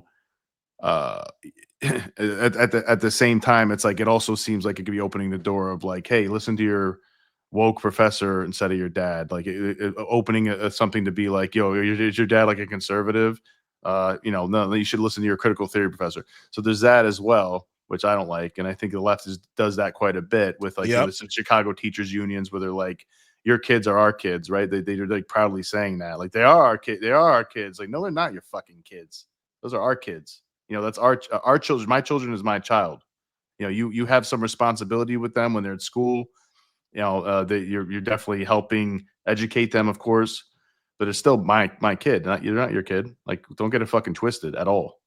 And I think there's a little bit of that seeping into it. And as far as like, the gay, the way he was saying that about, I thought he was kind of partly talking about like, maybe he was saying some homophobic shit, and he was telling them, well, watch out with that. But to your point of view, and I think, your point, I think there is also this thing from the Democrats where it's like you said before, rightly, is that they hold up like the queer and trans and gay people as like oracles or something like that. Like, you need to they're like the ultimate moral compass or something for everybody. It's like, no, they're just people with, either they're same sex attracted, or they're into some other fucking anti-heteronormative bullshit, which I don't, agree with at all. Or they're into like indoctrinating kids and stuff, which is totally fucking demonic. Or they're confused about their gender identity, whatever the case may be. It's like, we don't need that perspective. You just don't. We really don't. I'm not saying they aren't allowed to have a perspective either. I'm not saying that, but I'm saying like, I can get by quite well without, plenty of perspectives, plenty of like, I don't need to do it by identity. I don't need like the Chinese man's perspective or the Venezuelan man's perspective. Like, how about good perspectives of based on truth, and wise perspectives, and perspectives based on actual science, whatever. That's a little bit more important. I think diversity of viewpoint is most important, not whatever particular fucking gender identity or identity category. It's like it's the Democrats have it all wrong with that, and I think that's partly what you're trying to say with that. Well, again, Democrats are all about one thing these days, and that is the centralization and expansion of power. They don't care. They would actually prefer if everyone was poor except their chosen few. They would prefer if everybody were sexually degenerate and lost, mentally ill, sexually degenerate. Yeah, they would prefer this. Critical race theory, queer theory, taking kids to drag queen story hour. These are things, generative themes that Paulo Freire talked about in dismantle the nuclear family. Right, the dismantling of the nuclear family, like Antonio Gramsci said. They want people lost. Education's not important. Fill you so that you can be filled with critical consciousness. Yeah, that's ridiculous. Like I saw some of it. I saw some subversion today. I'm not going to get into it because I need to rewatch it and make sure that what I was seeing actually was what I was seeing. But the fact of the matter is, we are living in times when everyone needs to be praying for discernment.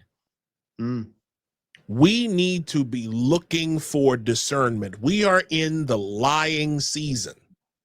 And we didn't, and there's some other stuff that we didn't go into. And, when we get back from the break, we'll talk about some stuff. Should we talk quickly about Epstein files real quick, or just like quick brief reaction to that? Or, when it comes to the Epstein thing, I'm gonna be honest with you. I've decided, I decided a while ago that I was going to stay quiet about it. And here's why. There's bigger things at play here. Okay? For one, the fact that Trump now has Democrats calling for the release of the Epstein files tells. Okay, so I'm gonna give you what I think is going on here. Remember the old Bugs Bunny cartoons from back in the day, where you got Daffy Duck and Bugs Bunny. They're going at it, right? And he's saying, and Bugs goes, "It's duck season." And then Daffy goes, "Rabbit season, duck season, rabbit season," right? Yeah. And then Bugs goes, "It's rabbit season." And Daffy, not even thinking, goes, "It's duck season." Then Bugs does it again, "Rabbit season, duck season."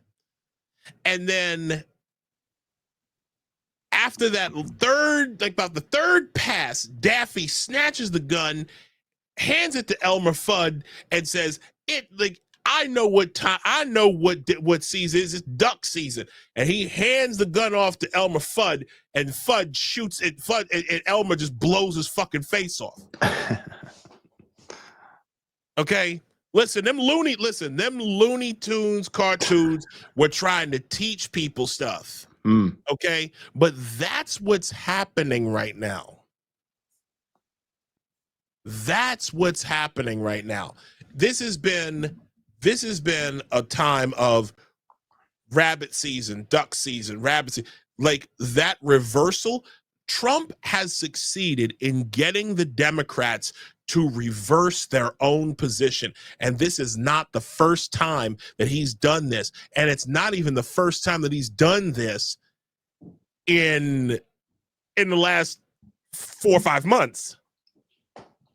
This isn't the first time they've had a battle over the Epstein files. This isn't the first time the Democrats and Republicans have been fighting over it.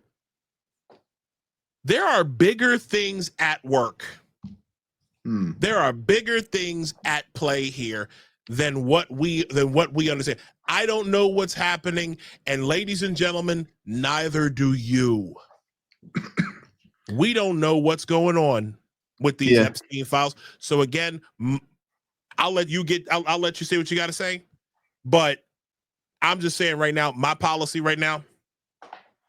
Yeah, I mean, for me, I don't really, it's obviously you'd like to see the client list and all those people be exposed, of course. Trying to, hooking up with 13, 14-year-olds, whatever the hell they were, young girls, is despicable and pedophilia and all that. But I think I don't think we're going to see it ever come out unless it's leaked by like some kind of whistleblower. I think it's or maybe 20 years from now when everybody's dead that was involved or something like that, like a JFK assassination thing or something like that. Which I guess I don't know if that's actually anything's really come out in that either. But because I think it's too many powerful people on the list from everywhere.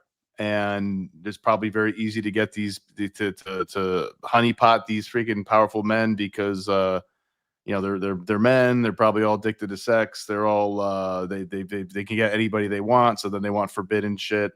And it's a way for I think the CIA and Mossad and maybe other intelligence agencies or whatever to impose leverage on people. Exactly. It's a power move. It's a power play. It's probably justified as being in the best interest of the U.S. and Israel and all that. And it's a grimy way to do it. Probably every country on earth does stuff like that, especially powerful ones. So China, Russia, you name it. So it's like, it's just the people trying to get every single advantage that it's possible. And that's just the way human beings are, sadly. Exactly. But so I don't think, whether Trump's on a list, whether, Clinton obviously seems to be on that list. Obviously he's like all these pictures and all that. Plenty of other powerful people are probably on that list. And I don't expect either side to ever release it because the intelligence is going to, be like, yo, if we do that, we lose leverage with these people. Maybe there's going to be even bigger consequences. Who knows? So it's just, it's like they use them as spies. They use them as political power, pieces of chess pieces, all that shit, I'm assuming. So I don't know. I obviously it's disgusting and frustrating, but blaming Trump for it, I think is dumb because Biden didn't release it. JD Vance probably isn't going to release it if he's president. Nobody's going to release it probably. I mean, it's not going to happen. So I think it's out of their hands in a lot of ways. Yeah. It's just deep state shit, I think, Same.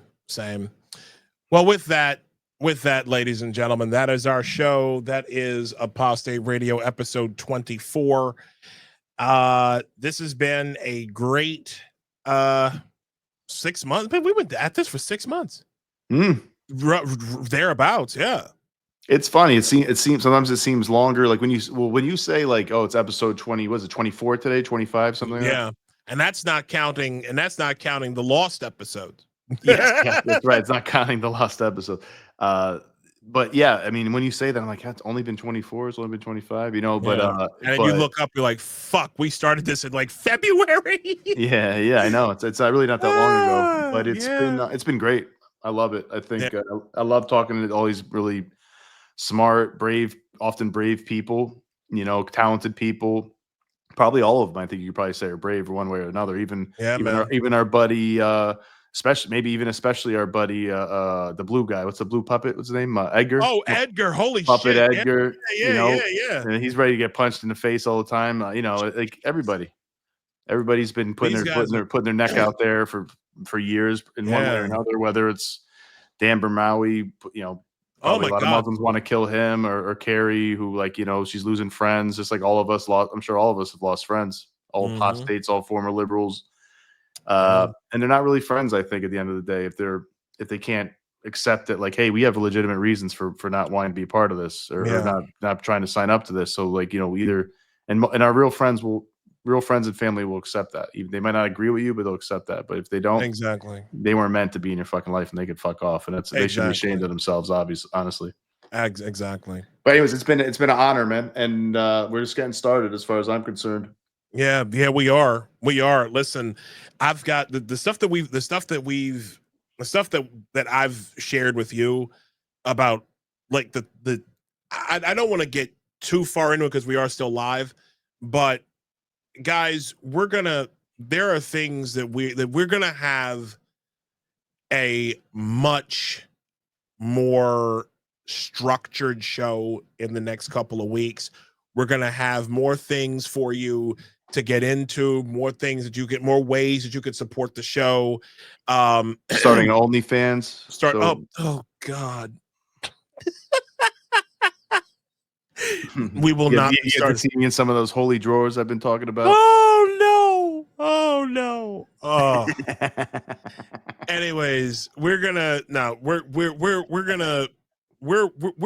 make this thing even bigger, and again, like we said at the beginning of the show, we are truly and deeply thankful. And I'm gonna take my glasses off when I say this. We are truly thankful for each and every one of you who turns in, even if it's for a minute, right? However long, we are thankful to have you watching us on here, and we praise God for you. Thank you so much. We will be back. Apostate Radio episode 25 will be August 10th. And I believe, matter of fact, I'll tell you who we're going to have. Brandon Straka of the Walkaway campaign. Cannot wait for that conversation. That's a long time coming. But now we're folks, talking. We will see you in 2 weeks. Thank y'all again. Thank you again for all the donations to the wedding fund. Again, you won't have to worry about me talking about it after this episode. I'll be sharing it up until the day of. Definitely got to share pics, man. Share some videos, pics on Twitter. There will be a stream next. Oh, really? There will be a stream. Oh, okay. Yeah, we're going to be streaming it. All right. I think it's going to be from my church's from on my church's YouTube channel. Ooh, I might have to stream into that. We will be streaming, and I will be and put that in the chat, bro. When you're ready, throw that stream in the chat. Yeah. Because listen, I'm gonna need everybody in our circles to to share that. I need everybody to like. I'm serious, ladies and gentlemen. If you within the sound of my voice, we're gonna post that. We're gonna post that stream, and we want it to go viral. Okay, not just and honestly, not just for me. I can give it. It's gonna be a small wedding. I want the church. Matter of fact, I'll go ahead and take a minute and talk about this real quick. We're getting married at my church, the church I grew up in. Church was Trinity Reformed Baptist Church, but then it became Cornerstone Community Church a few years ago. The pastor of this church is Steve Hartland. Okay. I have known Pastor Steve for 30 years, meaning this man was my pastor like in 10th grade. Okay. Steve Hartland, Stan Gray, and there are a couple other people, a couple other men who lead Cornerstone and have led Cornerstone like for years and years. They are great men of God, and Cornerstone was the church I grew up in, and I really want them to blow up. Mm. I want people to know and understand where my foundation came from. Because the Bible does say we our hashtag is for those who strayed, but the book of Proverbs says you train up a child in the way he should go, and when he is old, he will not depart from it. And that's we're getting married at underneath of that's a place I didn't think I would ever get married under, but Kareen did this, and Kareen wanted it. She actually made the suggestion that we do this in my church, because traditionally we do it in the bride's church. She did this because the theme of our ceremony is restoration. There's in my previous marriage, my family were not at the wedding. We're going back like 2012. And this is the Kareen insisted that this is the do-over in which we restore the ties to my own family and reestablish, and establish new bonds with her family. And this is honestly how I know I've got a good one.